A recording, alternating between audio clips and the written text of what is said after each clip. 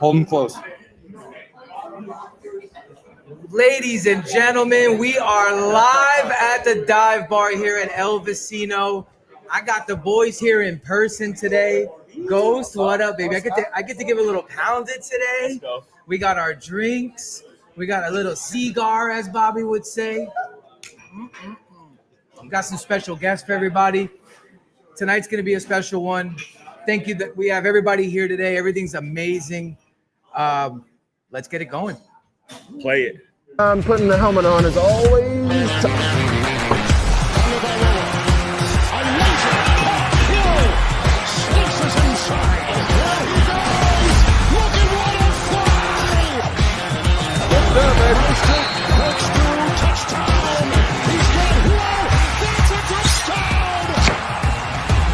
The opportunity is right now. Terrific defensive play. Intercepted. From the Vecino. Off the back. Two on the move. Going deep. Speed race. He's got Hill. He's got Hill. The Dolphins have recaptured the lead.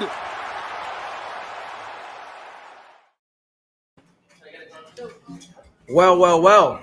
First guest, the Derek Wingo of now Rosenhouse Sports. Officially. First of all, it's like draft day in here today, baby. There it is. First pick. And let me just tell you, Derek's been waiting for this hat. And I've been waiting. Checking the mail every day. How you feeling, brother? Everything I'm good? feeling amazing. I appreciate you guys having me on. Appreciate this is an amazing place. I'm excited to kind of get to chop it up a little bit. Now, Derek, you've made the transition, former Florida Gator. Now you're in Rosenhouse Sports right now. As Dolphins fans, we got to ask. You're representing Darren Waller right now. Got to ask, what's going on, man? Yeah, so I mean, first of all, being a part of Rosenhouse Sports is absolutely amazing, right? We represent, I believe it's 10 Dolphins players now.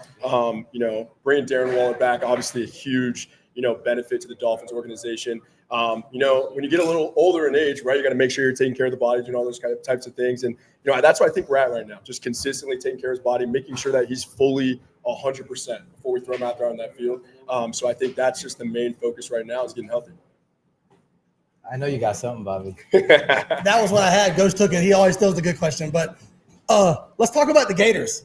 You're a former Gator. It's been a tough start to the year. How are we feeling? Yeah, so, I mean, I was a part of the Gators program for a long time. I feel like I can almost write a book about it, right? When I look at it, I came in 2020, COVID year, right? Already a mess. 2021, NIL starts. Boom, crazy. Nobody knows what's going on. 2022, new head coach, whole new coaching staff, right? And then 2024, we had actually complete other change of coaching staff. Coach Napier was still there, but fired a whole bunch of other people, rehired. So we had, I believe 35 players each of those years leave with 30 to 40 more transfers. So it was a whole new team every single year. So obviously, I was at that first game.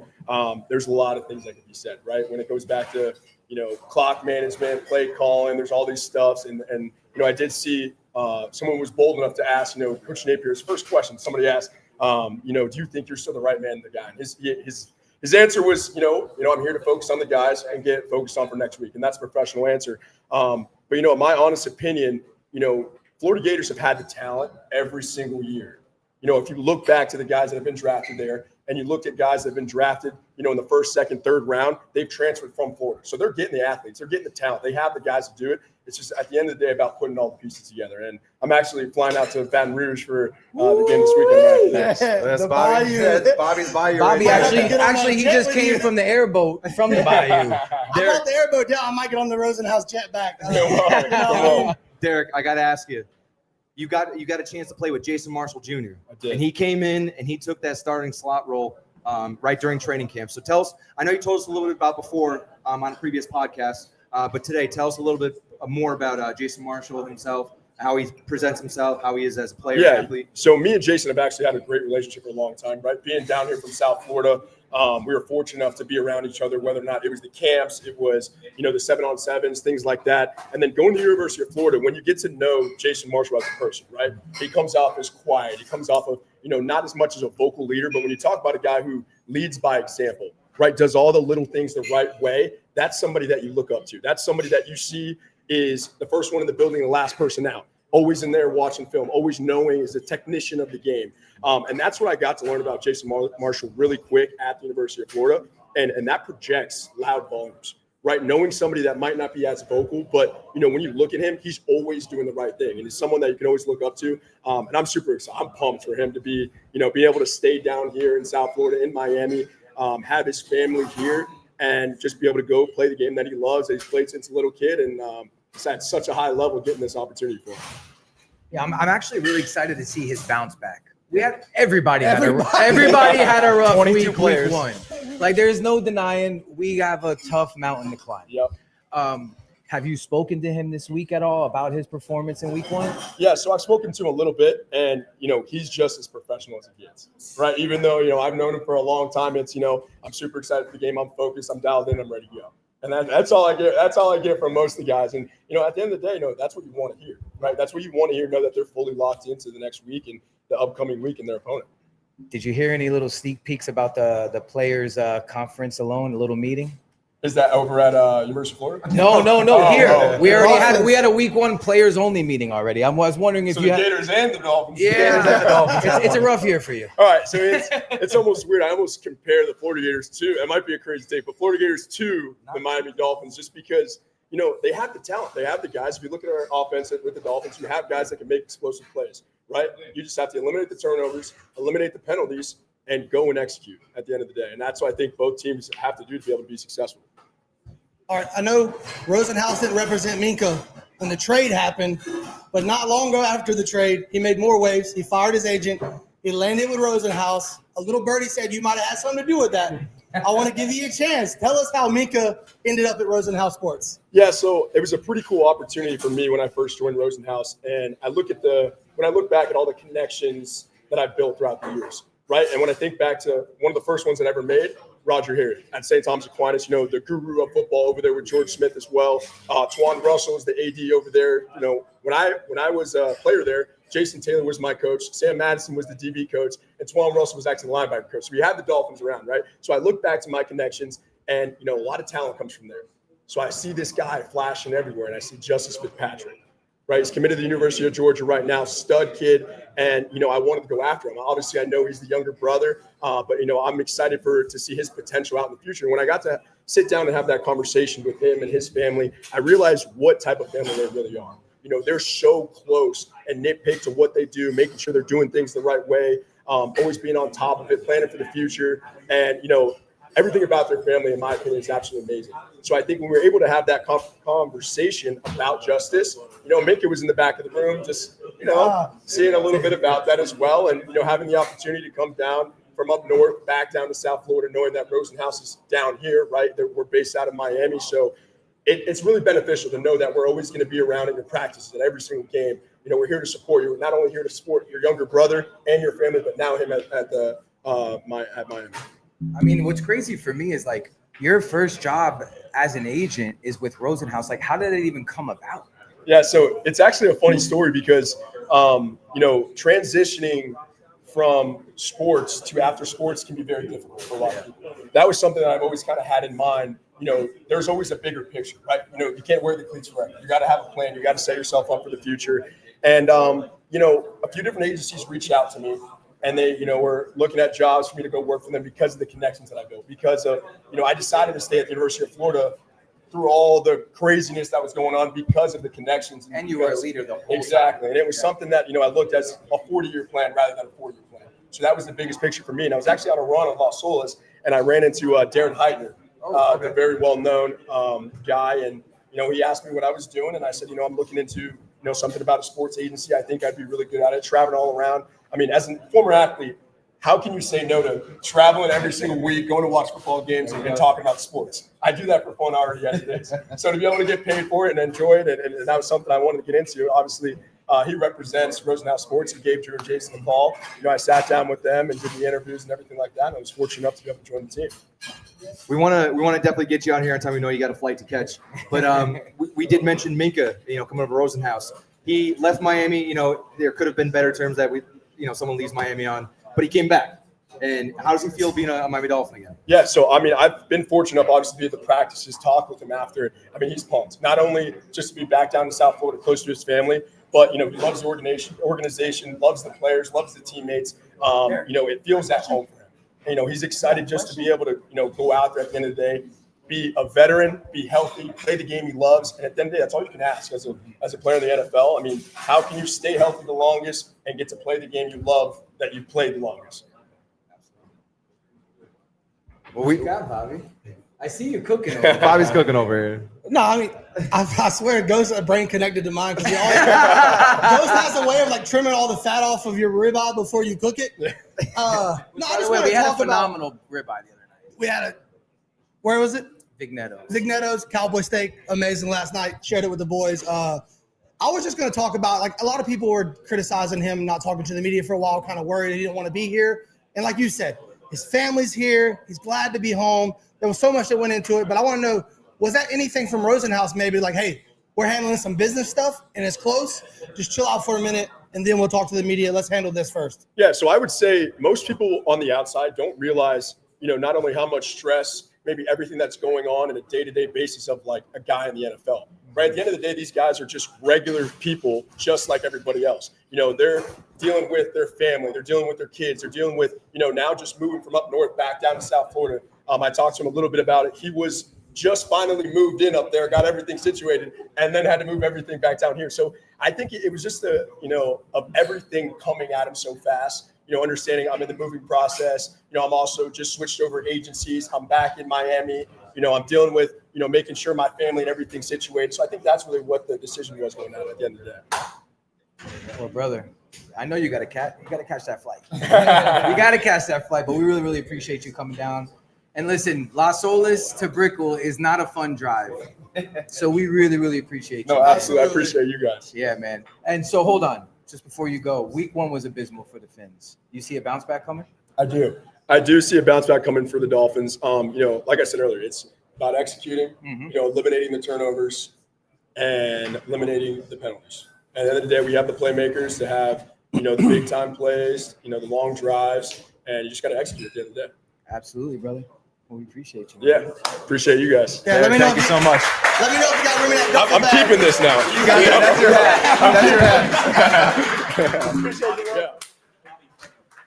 Appreciate you guys. Oh, let's get a photo real quick. Let's get a photo real quick. Yeah, this is so weird having a live podcast while like trying to Now navigate all this. Like, now we just don't click a button. We're out the podcast. All right, Derek, appreciate you coming in, man. Later, Thank you so much. Eric, get your booty back over here, Eric. Producer Eric, coming in from the background. Eric always doing work. This is nice to be in the back. Eric, what's the chat in the looking like? limelight. What's the chat looking like, Chat's Eric? lively. We got our usuals in there, always showing support. So things, I'd say things are going pretty swell. Pretty swell. So We do. That's a big word for him. It's very swell. We do have a Made game. me swell. We do have a game coming up Sunday. We have a game coming up Sunday. I heard Yeah. 1 o'clock. New England Patriots At the Now, Rock. Two big pieces of news. Christian Gonzalez is out for the week. The Patriots defensive coordinator is out for the week. But we do know who calls the defense in that, on that team. Mike Vrabel calls that defense. But still, 2 big things. So we got to break down that game. Yeah, absolutely. So here, first of execution, like Derek was just saying, like the throws were there last Sunday. They were. I think, unfortunately, because of the normalcy of protecting your players during the preseason, that maybe Tua had a little bit of rust. Just a little. And I'm actually super curious to see how he bounces back. Because as far as him pointing fingers and telling people to look at the film room, I want to see what does Tua Tagovailoa do to elevate this team, because you are the leader of this entire team. Offense, defense, I don't care. So I'm really curious. What about you, Bob? Yeah, I think we can all agree. Like, this week is so critical because you show up like you did last week. I think we all agree they've already packed it up. Like, that team has quit. It's over. You're probably not going to fire McDaniel on a short week, but that's got to be in the cards. Ross is shuffling the cards, maybe? I don't think that's going to happen on a Sunday to Thursday. That's not going to happen. That's what I just said. I mean, the season is basically this game. You go 0-2. The Jets look much better. That's that's a tough one. And then Yeah, the Jets looking good. after the Bills, I mean, I'm not even going to mention the Bills because until you prove us wrong, that's an L in the column. Yeah, my 13-4 predictions are looking pretty fucked up right now. They're still alive, though. They're alive. They're alive. The guy behind the screen, 14-3. starts Sunday. Listen, we still got a couple more losses in the bag. We're good. We're good. We accounted Hey, for that. Andre said they were always going to lose 3. Yeah. Why not get one out the way? Yeah. I mean, Drake May, he can't. last year, the last, I guess 4 games of the season looked pretty good. He had people were calling him mini Josh Allen. Yep. I don't know. You take that with That's a a grain little of crazy. a little crazy, but you take that with a grain of salt. But he was running the ball well. He's scoring a lot of touchdowns on the ground, throwing the ball well. They didn't win a lot of games. He didn't look that impressive week 1, but neither did our pass rush that we expected to be a top 5, top 10, even if you're being objective pass rush. You got Matt Judon, Chop Robinson, Bradley Chubb, Jalen Phillips, and they didn't make too many waves. Bradley Chubb did get 1 sack, 1 tackle for loss last week. So it was kind of a bright spot. But outside of that, Daniel Jones had all the time in the world. I will say this. It's been tough doing 2 podcasts after a loss. This is Bobby's 3rd. Nobody needs to win more than us. Bobby's like 7th right now after week 1. Yeah, Bobby's a machine. I got a question for Ghost. If Drake May is mini Josh Allen, who is Tua? Mini Drew Brees. There it Hey, is. that was a pretty good First. response. That was the easiest response. Easiest response I could possibly give. But yeah, those guys, they really have to step up. And I don't know. And Bradley Chubb gave some concerning comments at the end of week 1 last week. He's paraphrasing. It might be verbatim because it was that crazy. It was, we were kind of just doing our own thing out there. And Weaver coming in, I had high expectations. Weaver, he had a good defense last year. Very good. Top 10 in points, yards allowed, passing yards, rushing yards.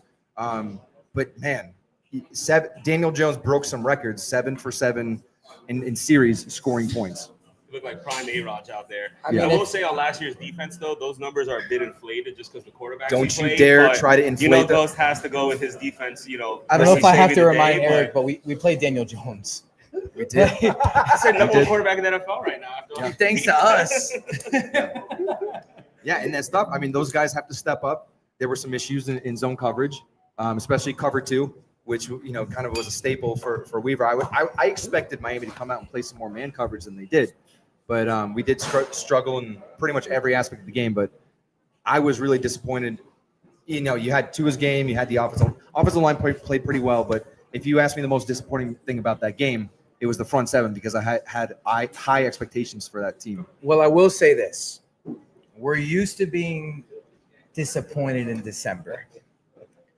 So maybe we're getting that little run out early and we catch fire because let's be honest, most of the playoff teams that go on a huge run are the teams that catch fire late. And we've always been the team that catches fire early, right? You don't want Am I wrong? Am I wrong? You don't want to be Flip hot the in script. September and cold in January. Because, plenty of the pros say, even Ricky this week said, the first 4 weeks don't really matter. And we've always hung our hats on the first 4 weeks. Yeah. We come out 8-3. We're like, oh, boys, we got a three game division lead. Yeah, It's locked in, boys. It's Jover. I'm not gonna lie. If Miami won this week, I would say tied for first place in the AFC. I would have tweeted that Or at least Buffalo 3 would have times just lost. Yeah. for sure. Buffalo ruined that for us. But I would have said tied for first place in the AFC. So yeah, Funny about that Buffalo loss. So I'm on my baby moon, right? And obviously we go to bed a little earlier during the baby moon. And Explain to those who don't know what a baby moon is. Educate the masses. So I didn't even know what a baby moon is. I actually Googled it. So a baby moon is the trip before the baby comes because you're not going to have any time for each other. By the way, shout out to my beautiful wife. She's so supportive. Shout out, Bruno. So supportive. I I don't know I why. second that. I don't know why she's so supportive. I'm a crazy, but she loves me and I love you and thank you. But so yeah, I'm sitting in bed. We're watching Shrek on the TV, ordering room service, and I got the Buffalo Bills game on my phone, just freaking out. And I'm like, "Oh, boys, everybody's 0-1. Yeah. We're good." I'm over here tweeting. We're back. I actually deleted a tweet for the first time in a long time because I was like, "Oh, we're good," and we were not good. We were not good. What happened, Alf? Nothing. Oh, yeah. By the way, we got Alf. we sitting got on the yes, corner. don't We're worry. coordinating. We got Continue a on. lineup. You're on your bed. Yeah, you're on your bed watching I'm Shrek. on my bed. The people now, you got to know. And needless to say, it was hard to sleep after that. Yeah. It was really hard to sleep after that. And the shitty part is like Derrick Henry gets the ball ripped out of him. Never Then, happens. like, can you imagine if we had this horseshoe up our ass like Josh Allen? Throws a ball, gets tipped into the end zone, and just He did it against falls us. into the receiver. It happened against If us. you remember, Week 18 at Miami, 21-14 loss. Ball gets tipped about 20 feet in the air. Eli Apple loses his has no idea where he is. Oh, yeah. I'm trying not to get And we stressed get because 2 we're feet like down. we're having a good So it time. happens- but now it you're happens. stressing me out. A Let's little not get stressed out. woosah. A little woosah. Little A little woosah. woosah. But yeah, I got friends and family here, dude. you know, Ed Oliver, you got to give him credit. He had a hell of a game. He'll probably be out against Miami, so that'll be a topic of discussion next week. But he had a hell of a game. But yeah, it just seems that, and to Josh Allen's credit and to the Buffalo Bills' credit, they actually take advantage of those opportunities that they get in the game. If you turn the ball over, they're going to score. And I don't care if you're a diehard Dolphin fan. It is so hard to hate Josh Allen. And that Hard Knocks really did me in. so hard to hate. I didn't even watch Hard Knocks. Dude, did you see these clips? He's at the hospital with the kids. Like, dude, he's so hard to hate. And he's such a good football player. In the lab with his mechanics, And always he's- gassing up his wife. He's out here with the busting I with the mean- boys, doing nut jokes. And it's like, dude, like, Which is one of the meanwhile, we funniest got clips of all Tua time. staying in his cave. He don't even have social media, dude. I was Never seen a I was comment. at the Saucon Apartments over in Miami. Never heard of him. The Saucon Apartments. Okay, go on. You know the Saucon Apartments? No, What are those? you're gonna The try. but Saucon it's not- Apartments. Oh, Saucon want to what? elaborate on that? All right. You guys got me. We have our next guest Yeah. Yes. coming on if he's ready. And I got to be honest, he already smoked all of his cigars. He smoked Yeah, he well, smoked he his has been cigar. ripping this cigar We'll the get But whole don't you time. worry. We have Look our at me next right guest. in the eyes. We'll get up another one. He is So everybody ready. welcome It is- Al from 3 Yards Per Carry coming on up. Hold on, Eric. Just tell people how much you love Alf. real Oh, quick. Al's my dog. If you guys don't follow 3 Yards Per Carry, give them a follow. Great content. And yeah, they've been doing it for a minute. So Dude, my guy's like Ron White. He's got his ashtray. He's 8 got years. Season 8. got the free koozie. He's ready to rock. Yeah. We'll be there soon. Welcome Alf from 3 Yards Per Carry. And it's so crazy, right? Because like, Alf, what's going on, brother? Welcome, Alf. The crazy part about Twitter is like, you never really meet these people. Yeah. And like tonight is such a special night because not only is Alf here, but there's plenty of fans here in the background that we got to meet in person, and it's such like a cool experience, right? But Alf, how you feeling, brother? Well, it's either going to go really, really, really good because they're going to have. Hold on. Oh, you got it. You got to switch out Welcome. that hat. You can Welcome. pocket it. You can pocket it. I'll switch up after this. Yeah, fair enough.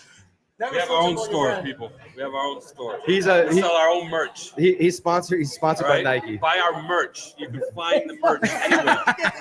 He's sponsored by Nike. You can't take it off. That's what it Store's is. not doing that good lately. All right, so buy stuff.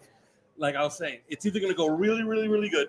You're going to have almost a violent bounce back, which we have seen. Like Yeah, we we've have. seen Tua always bounces back from his worst games with some of his best, Yeah, right? he does. Or the problems we saw last week are so ingrained. And my partner on the podcast, Chris Kaufman, talked about this, that it's going to take weeks I agree. for that to resolve Yep. itself. So I think we're going to learn, like, maybe in the first quarter of this game.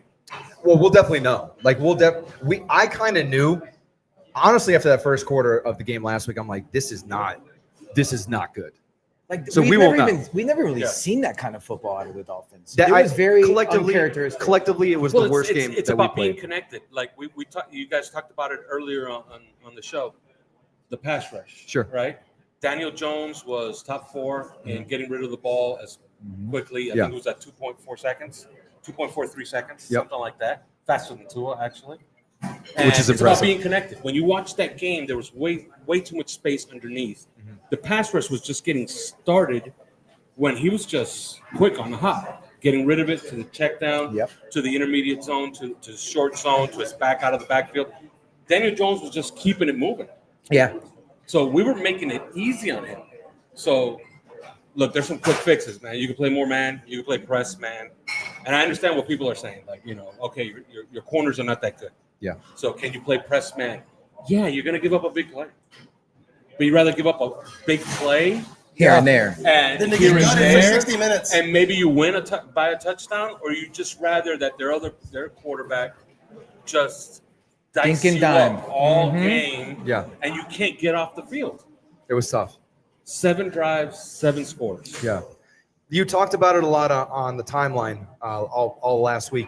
Talk a little bit about more because you and 3 Yards Per Carry, you more delve into the football side of things and the film side of things. And there were some issues on the defense, especially. I don't want to call them out by name because there were issues all over the defense. Storm Duck and that cover 2, that scheme that we were running. So talk a little bit more about that for for those that don't watch the film or just want to learn more about the game, what was he doing wrong? Yeah, that's what's really upsetting at times, is because these are things that you're taught at 140s, or even maybe, like one guy hit me up like 140s. No, Pee-wees. Like we learned this in Pee-wee. Yeah. Okay, but at least in 140s, I taught it at one time. Okay, you're reading the flat, you're reading the numbers on your side of your alignment and your formation, and yeah, you're playing your leverage, but you're peaking. If there's nobody releasing, you're carrying to the middle zone. And Storm Duck, for whatever reason, was in his back pedal. He started bailing, and he's staring at the flat, and he's staring at the flat, and staring at the flat. And Michael Pittman's over there. Yep. And there's nobody to tackle in the flat if it gets thrown to the flat. Yeah. Like, that's just, look, I don't want to blame coaching, but at some point you blame coaching. Like, that has to get to these guys. And I don't know if you guys were going to get to it, but look, I love Anthony Weaver. I think he's a hell of a coach. I think he's going to be a good coach. If he does leave here, if he does earn a job somewhere else, I think he's going to make a good head coach. But he had a quote this week that I heard it, and I'm like, just throw that on the pile of stuff to laugh at. Yeah. When he said, I got to figure out a way to get Willie Gay into the game more. That's crazy, because that's kind of press a button. Yeah. Like, look, Easy button. this is me. This is Anthony Weaver. Willie Gay.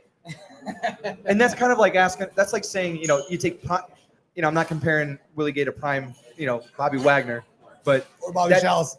that's like Or Bobby Bobby Shouts, Shouts. prime Bobby Shouts. It's like saying, like, how do I get a talented player involved with zero? And we're not even talking like more involved. Involved at 1% would be 0 snaps. would be 100% better than what he was at 0 last snaps. week. And let me ask you guys a question. Would we all agree that Willie Gay probably had one of the best preseason training camps Yes, out of but all the guys? what also aggravated me was Weaver was pumping his chest out about the Willie Gay package all week to get 0 snaps. After. Pause. Maybe it was maybe he's saving it for December. Maybe they're good. They got it in the same file as Waller. Yeah, or that. Yeah.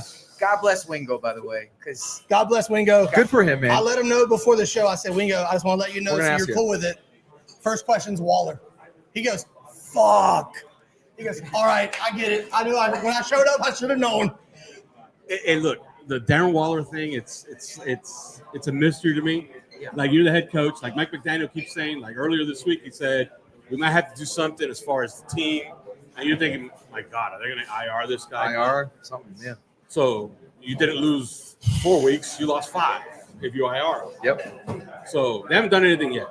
Now, I'm thinking to myself, you have all the power. You could just play the guy. Yeah. Like, I was there.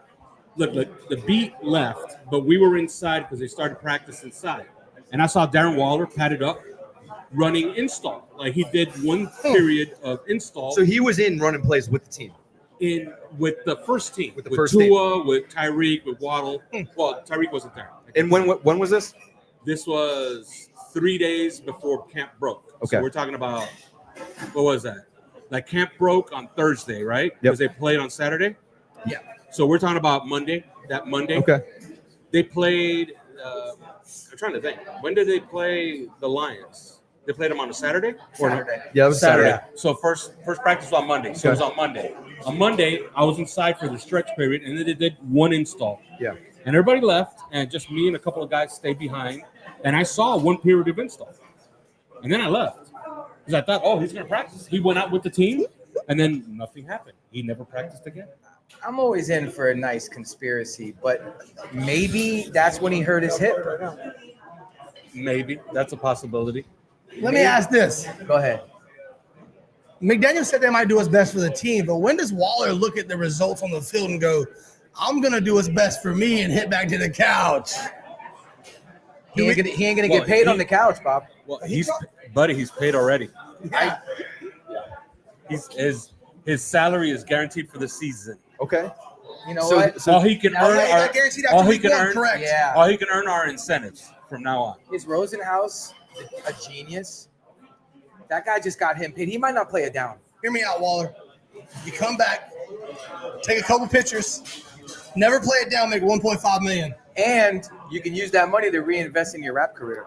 What I would love to see is Darren Waller come in week 3 against the Bills, game-winning goal line trade from McDaniel because you know it's going to come. Gay package. On the 3-yard line, we're going to see a lot of that, Bobby. And honestly, hopefully. I feel like Alf will agree with us. Like, we're so jaded as Dolphin fans. Like, all of these vets, all of these, like, sneaky vets that still have, like, this crazy upside. Yep. Like, these guys, Will Fuller, OBJ. Like, and all of us fans, and as we should, we buy in. We buy into the hype of, all right, this guy's going to be a game changer because you know what? He's a different type of playmaker than Tyreek and Waddle. They're going to change it up. He's going to eat up in the middle of the field. But I got news for you. Not paying Jonnu is looking a little fucked up right now. It is, you know, and Jonnu had a great game. You know, week 1 he found the end zone. I think he caught 3 or 4 balls, but one of them was a jet sweep. But yeah, Alf, can you talk more? Do you know more about that?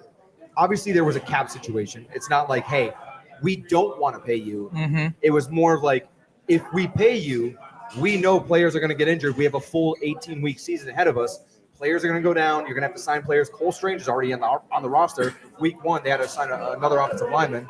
That's like what, their 9th offensive lineman since training camp started for this offseason. I can't even count because one of the guys, I forget who it was, signed him 24 hours past. 2 guys in a row. 2 guys. He didn't touch the practice field, and he was announced on IR immediately. Yeah, there was conspiracy theory about that one too, because I think it was Jermaine, not Jermaine Fetty. Who was the second? The second guy was Yanni Kudus. That's who it was. Yes. Yanni Kudus. Yanni Kudus needed to be on a roster so he could make his tenure, so he could get his benefits. pension. Oh, Wow. And So he qualified, but here's the thing. They did waive him injured, so I don't think he qualifies. Oh, But Jermaine Fetty did qualify. So Jermaine Fetty, by being on the team for a week, did qualify for lifetime pension. It's very from the interesting. NFL. I was gonna give you, and I hate giving Ghost kudos. Probably my least favorite thing on the pod. That's everybody's least favorite But thing. Ghost, Except for Ghost. one of Ghost's favorite sayings is the Miami Country Club. And that's not helping the allegations. I'm just saying. It's Sometimes- like it's where you come to get paid and sit in the sun, get a little beach time, smoke cigars. smoke some cigars, Drink some and fun. old-fashions. Yeah, we're good to go. But let's break the negativity. Let's get a for little second. positive here. Let me ask Al. What are some key takeaways that need to happen for us to execute on Sunday? Well, look, they're gonna have to break down to what they're supposed to be, right? So they're gonna have to run the football. Okay. Tua's gonna have to be on his P's and Q's. Look, like that was as bad as I've seen Tua ever play against the Colts Without a concussion. without a concussion. Allegedly. Although if you go More online, conspiracies. even my own partner. That's the last conspiracy. Even my own for the day. partners are like, look at this hit in the first quarter. And I'm like, I don't want to look at any of that stuff right now. But it's got to has to come with the defense too, man. Yeah. Like, look, I'm one of these people that, look, online, I like to give we could curse a little bit on this podcast. No, have you not heard the fuck bombs? Okay. Okay. I like to give Patriot fans a little bit of shit. Right. And there's nothing I want to tweet more than on Sunday than the picture of Jimmy Butler looking at his phone like this. Have you seen that one? Yeah. And then a picture of Mac Jones, war number 10, right? And a picture of Drake May. And I got to look for both of them in the blue uniform so they look similar. I know what you're You know going what I with mean? this. I don't Yeah. think that Drake May is all that great. Okay, let's just leave it at that. Not a mini Josh Allen. Last week he had 3.8 seconds from snap to release. That tells me he's not holding it. He's getting flushed. Yeah. So he's leaving the pocket and he's trying to make plays outside of the pocket. He couldn't against the Raiders. Well, I do have to say, Miami historically, not even just with this rebuild itself, historically has a problem with scrambling quarterbacks. And especially with this pass rush, we saw some in preseason where they're outrunning their contain. Can we see a problem with Drake May run the ball this week?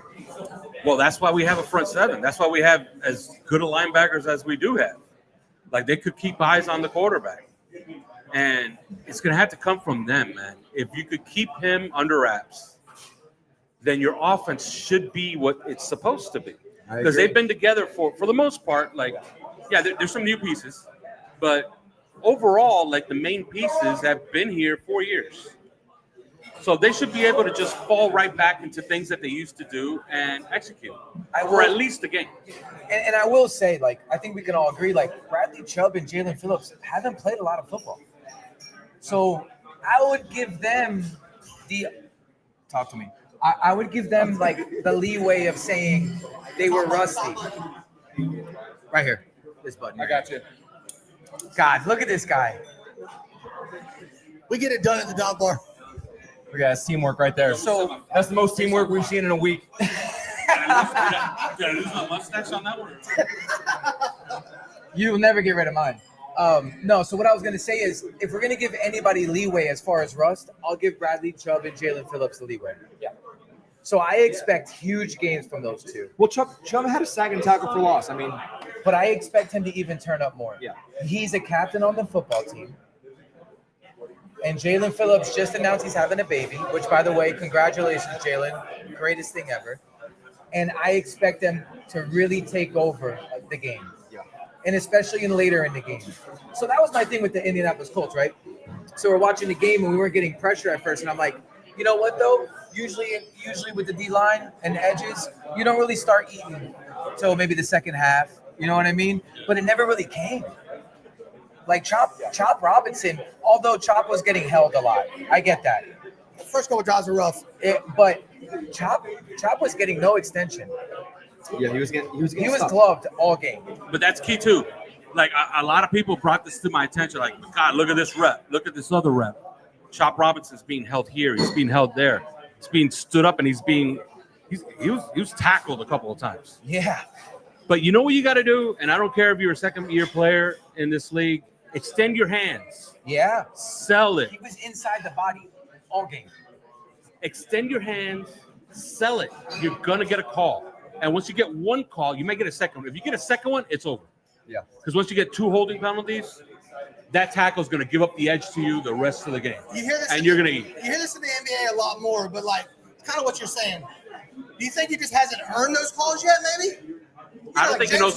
I don't think he knows how to. I don't think he knows how to sell them yet. Gotcha. That's another compliment to James Harden. Yeah. My boy can sell them. Oh boy. Yeah, I don't know if you guys ever watched Jalen Phillips against the Eagles. Oh, trust me, Al. 2 years ago.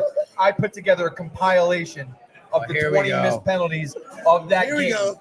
And I'll tell you what, that was the worst officiated game that I have ever seen in my entire life. I agree. 100%. I agree. It was. He It gave- truly was. He gave Lane Johnson fits in that Even game. on the sack, Jalen Phillips had a sack while being around the neck. Yeah. The first sack that Lane Johnson gave up in 3 years. There you go. Yeah. He was hooked around his neck and still sacked him, and he still didn't get the call. He spent the entire game talking to the refs like, Yep. are you not watching what's happening over here? I mean, the face mask PI call on Cedric Wilson. You know what? You're bringing back bad memories. That's why when people say, oh, they haven't beaten a good team yet. That's some PTSD right there. That was a I brutal think game to that watch. was the game. I think that was the game. The one in Philly, And that the was one, the game they were going to win. to me too, the one in Germany against the Chiefs. I think we could have done that without the bonehead mistakes. Yeah. I think we really could have beat the Chiefs in Germany. And how about the one in the snow in Buffalo when they had geez them Louise. It was his best game ever. 8-point lead with 6 minutes left.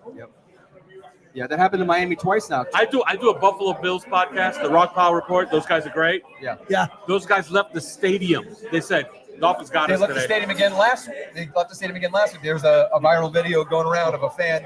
I'm not sure if he has a podcast or not, but he was, congratulations, Ravens, on your Super Bowl. Oh, I see World that. I Series." did see that. And they did the apology and a neck brace. And he got, good for him. He didn't delete. He got shredded in the replies on that one. So if a That Miami guy with the Dolphin neck fan brace? did that, we're fucking, yes, we're the worst. yes. That guy with the neck brace. Yes. As I was watching, I'm like, is this guy insane? Like, is he high? The guy hit DeAndre Hopkins first, and then he goes and tries to hit Lamar Jackson. Lamar Jackson showed him that. Hey, and let me tell you something about Lamar Jackson. Lamar Jackson's Broward, dog. Stand on business. Standing on business. I don't think You know what stand the on weirdest business. part about the guy with the neck brace is? He ended up making skits with his family. Like this kid's seen a little bit of limelight and he just ran. Hey, you with got to it. take it, run with it. And now Hey, he's we all banned know for you life. guys- Yeah, that sucks. Not just the Buffalo Bills stadium, but from 32 NFL stadiums. I don't know how you really would enforce that. Being banned from 32 NFL stadiums. I know how. How do they do it, Al? Every Dave stadium, Portnoy, right? every stadium has an office where they have face recognition software, and they run it through the entire stadium. I gotta hide my face.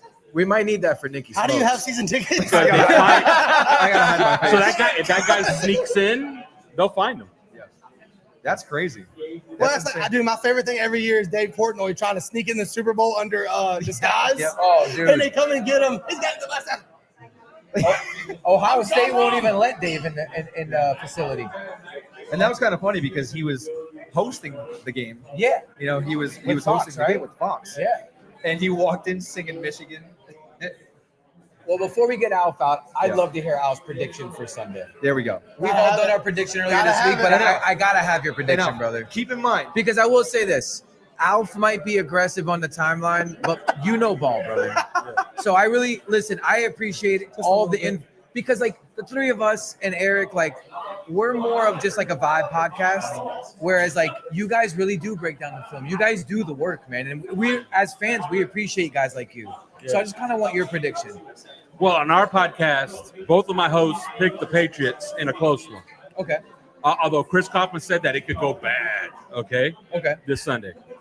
I think Miami gets it together, but if Okay. you're expecting the normal blowout that they've had against the Patriots the last few years, I don't think that's coming. I think it's going to be a nail biter, and I had them by a field goal, 24-21. Riley Patterson, welcome to Miami game. He didn't even get to kick the ball last game. And we scored a touchdown. The poor guy didn't even get to kick an extra point. We went for 2. How did you like that escort pass on 4th down? I think it was one of the best calls you can have inside the 11-yard line.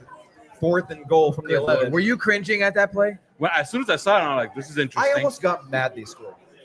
Like they got rewarded for that play. Like Achan almost gave McDaniel a pass by scoring. Correct. We still got our ass kicked, boys. Let's be. It didn't change much. No. Well, brother, really, really appreciate you coming out tonight. Thank you for having man. me on. Seriously. And it's been a long time coming. We've been talking to Al for a long time about coming on the podcast, and I feel like at a cigar bar, you're a big aficionado yourself. I feel like this is the perfect setting, man. I really, really, really we do have appreciate one it, question. man. Though. Seriously. One question left. Go. Eric wants to know your thoughts on the Miami game tomorrow. Against USF? Yes. I'm going to be in the FIU tailgate tomorrow watching UM. I love that. All right, because my daughter goes to FIU. Awesome. So Congrats. I'm going to be at that tailgate, but I'm going to be watching UM. UM by 3 scores. 3 scores Against USF. Hey, 42-21. It's exciting times for Florida right now. The teams are back. Hey, I didn't want to really get on Wingo, but I did. But I knew he didn't have much time, but I wanted to rip him a little bit. Hey, you know that Florida's struggling? When I asked him about Florida, he started talking about their history. Yeah, It's like, he- brother, yeah. I don't care about 5 years That's ago. not what we're brother. asking. Well, let me tell you what we went through in 2020. COVID. Yeah. All right. Alf, it's Well, been a pleasure. thank It's you, been a brother. long time Appreciate you, coming. We've tried to get you on the podcast for a while. I told you. Appreciate you, We brother. got you on during the season, buddy. Hang around, we'll hang out. Oh, let's get a picture too. Yeah, we got to get Yeah, a picture. let's get a picture with Alf real quick. Right there.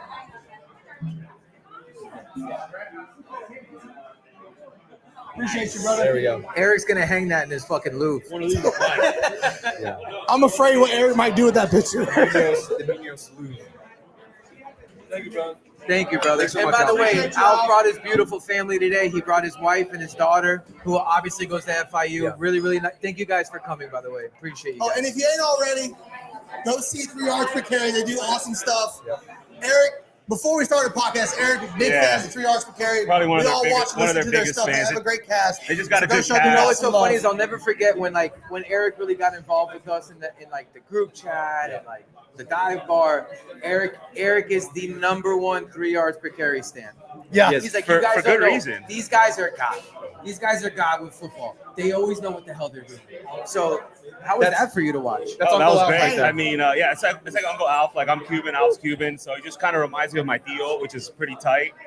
And yeah, I mean, they just got a good setup. Like all three of them have different strengths. Talking about like film versus like just like general bullshit with this franchise. So yeah, give them a follow. And they're also boots on the ground. And yeah, they're boots on the ground. They're they're pretty plugged in. We'd be arguing about something. Here comes Eric. Yeah, but did you see what Alf said about it? There you go. Have you? CK said y'all this. probably should get on the Discord because I'm telling you right now.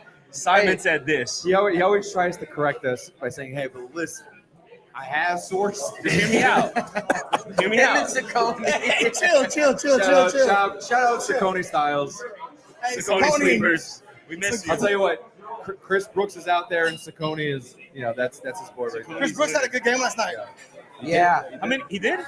He got some runs. He got some Boys, carries. can we talk about the wagon that is the Green Bay Packers? Me and Bobby watched it. Actually, all three of us watching the game last night. This no name, no disrespect, no name quarterback just putting clamps Dude, this guy all Nixon over was just Washington. putting Nixon. clamps. Bro, who is that guy? Baby, 2-5. Where is he from? Where did he come from? Who is he? Because that guy was putting their receivers in hell last night. You know what is crazy is when there's like a huge bogus trade in the offseason, or I would say the offseason.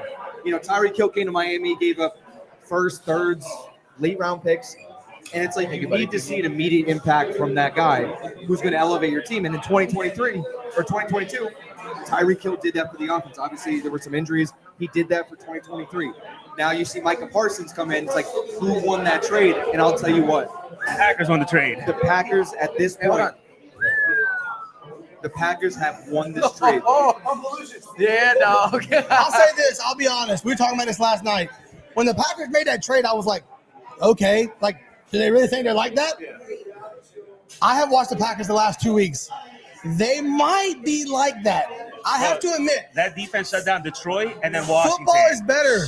You got the Packers, this Lambeau, those uniforms. I think I've overlooked the historic, football is better when the Packers are good, boys. Yeah. And they're pretty God, good. that aura is untouchable. Does anybody want to bring up the it pains me to do this, but B Flow might have been right on J Love. Just it needs to be said. Look, Needs one to be step said. back, 1 step forward, 3 steps backwards kind of thing. Who cares? Who's counting? Hindsight's always 20/20, right? Jordan loves a dog. Listen, Jordan Love with Chan Gailey coaching him isn't really that awesome. Okay, fair. We would have found a way to mess it up. But the thing is, we obviously anybody in that 2020 quarterback class is kind of connected to our being Forever. Just because forever. I mean, there's 5 quarterbacks that came out. Forever. And The one impressive thing that Jordan Love took a next step into his game coming into this year was the ability to stand in that pocket. He took about 5 massive hits and delivered the football in the pocket. Yep. And, that goes really underrated. That goes past pocket presence. That goes past arm talent, all that stuff.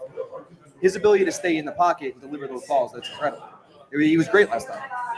It hurts. It hurts. Not fun. hurts. It's not Hey, great. Jalen hurts. He ended up not playing well, and this is not 2020, but Caleb Williams, first drive the other night, runs in. I'm like, oh, he's going to go out of bounds.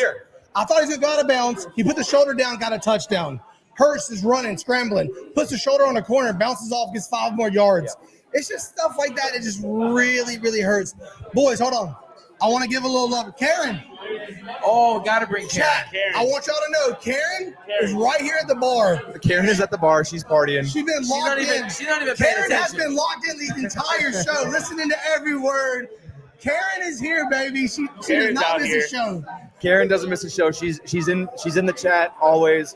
And now she's finally has the Hell opportunity to yeah. come Any see us in questions? You person. got She's anything here. on your mind? We You wanna have get off your dude, chest? this place is El Vecino. All right. If you are in the area, come down. Yeah, This by is the way, awesome vibe. Hey, we're El live, it's live. Vecino is actually incredible. Incredible The vibes in here are insane. The decor is insane. Yeah. The cigar room is crazy. Awesome Incredible selection. cigars. Yeah. We're Awesome all, cigar. We're all smoking on the Drew Estate.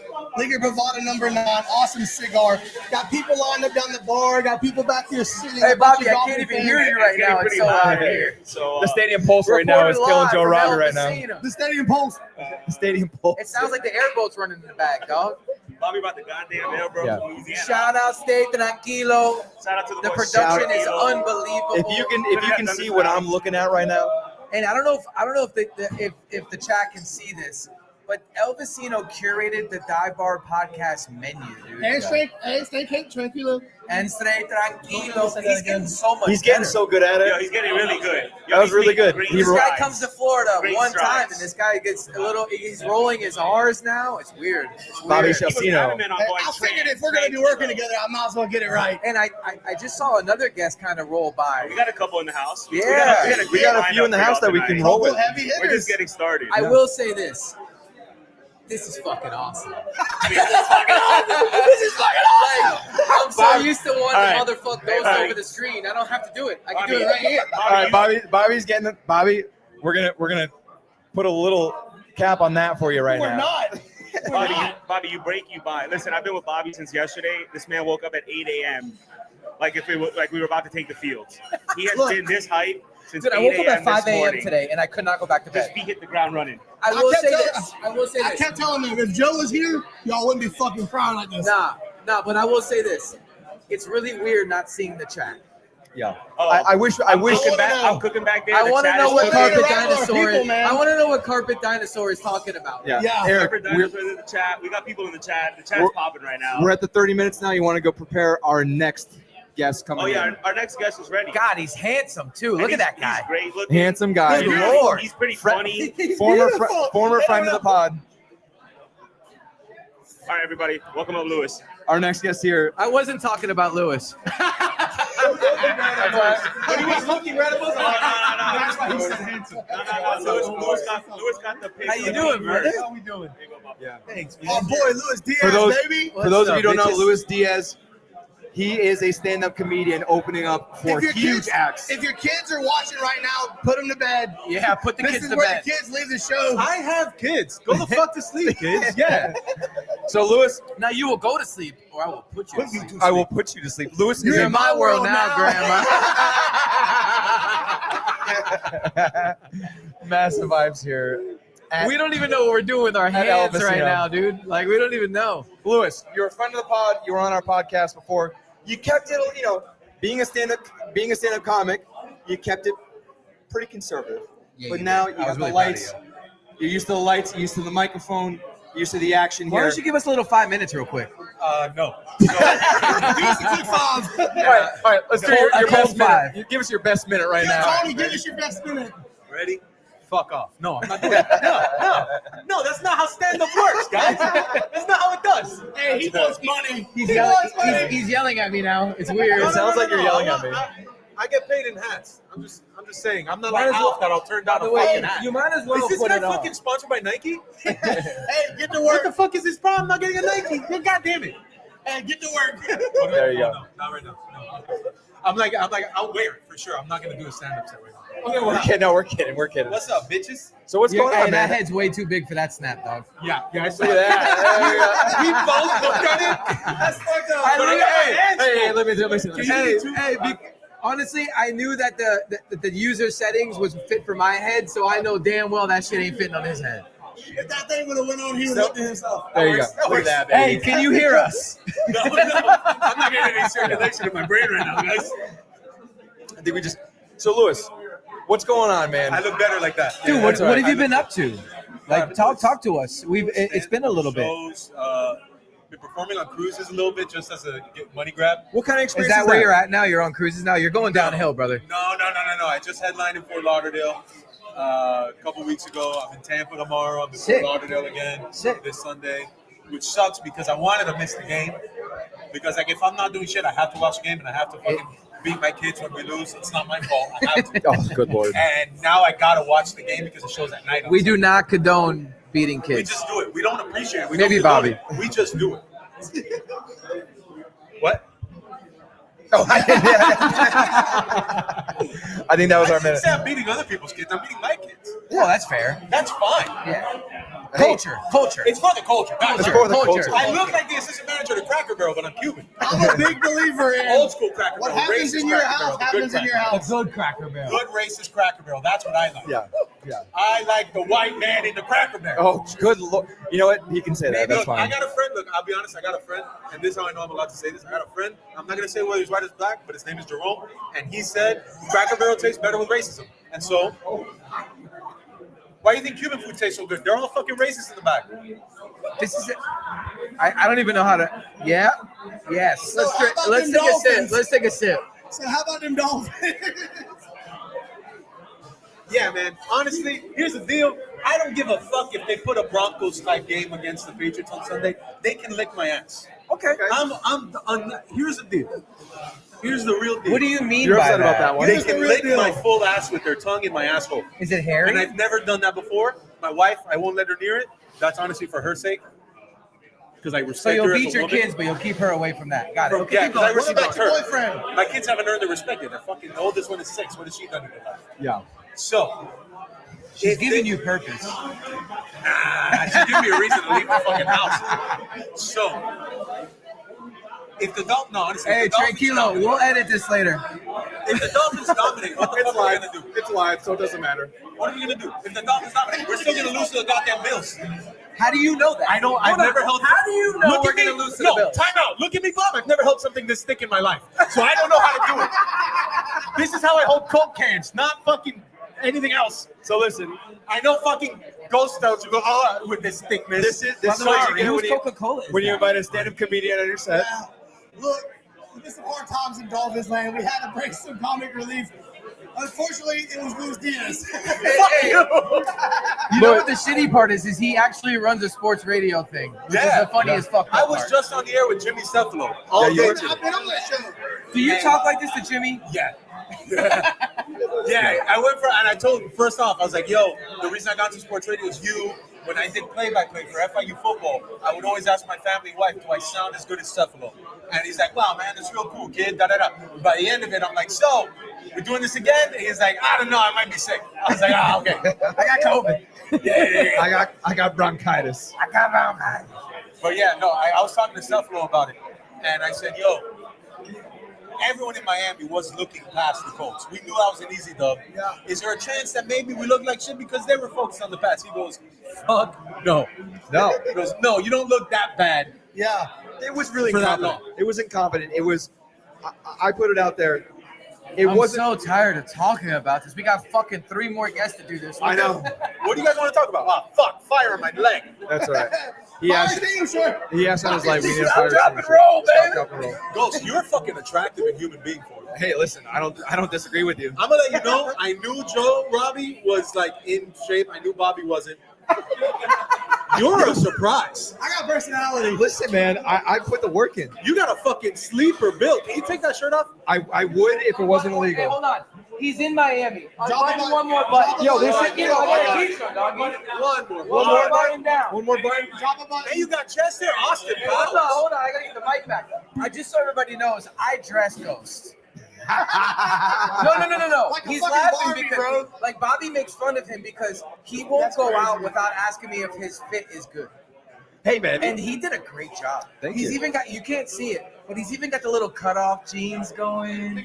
He's a couple years late, but I don't care. It's fine. He's got It's Jordans. fine. I've got Jordans an on. Asics And that he I got almost- at Burlington for $26. But you're a comedian. You guys all look like shit. Fuck off. You gotta have something that can hold you. Brother, I used to wear Air Forces to add an inch. And Yeah, but he then, wore black Air Forces. Then I got bored, Oh. and I was like, I can't. I ran through them. I ran through them like all the girls I knew in college. Am I right? Yeah, there you Am go. I right? I had sex. I wasn't a virgin. So, Louis, you Am I said ruining everything? no, absolutely not. No. You said I always wondered what it was like to kind of, you stand-up comedian, and you said you took on some cruise ships, some cruises. Tell me about that experience. Anything crazy? I've heard some crazy stories from nurses who have done contracts on cruise ships, and I've heard some crazy stories. Anything wild come out of the cruise ships? lot of Filipinos. Didn't know that. I've been on cruises. I didn't realize how many Filipinos. Working or going on the cruise? Working. Working. I didn't even know that. I work in the oil field. If All they're- the kitchen staff, All filled. yeah, all the staff on the oil ships, Filipinos. If they're wearing a uniform, they're Filipino. If they look like Filipino but they're not wearing a uniform, they're Vietnamese or Korean. Okay. Koreans love cruises. Love it. But no, man, when you're a fucking employee on these cruises, you can't do shit. Really? Like you can't talk, you can't really mingle with guests because God Do you get forbid- sequestered? Actually, they don't let him mingle with Or them. it's just I you? see Is it why. a you thing? it might be. I It think might it be the might be- Lewis rule. No. So like different. I've worked on MSC where you can you can hang out. You're a regular guest. You have fun. Yeah. And then you work with Carnival, and Carnival's like, hey, we're gonna keep you away from everybody. You make them laugh at night, and that's it.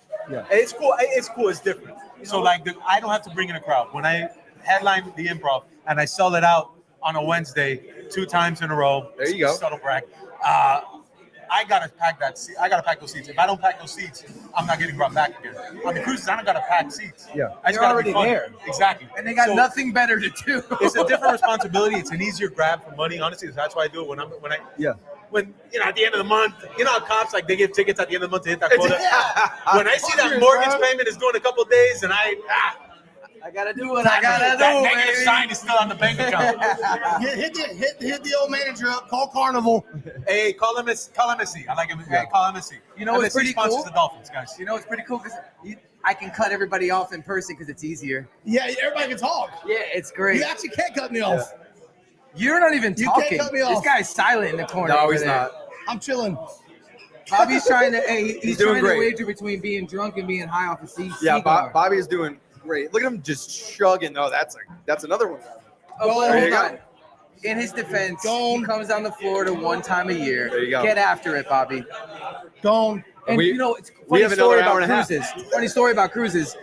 So one of my really good friends, his name's Alex Siegler. He's a cruise director. So like he's like the show on the cruise, and he's actually a good friend with Nick Hicks as well. That's how I met him.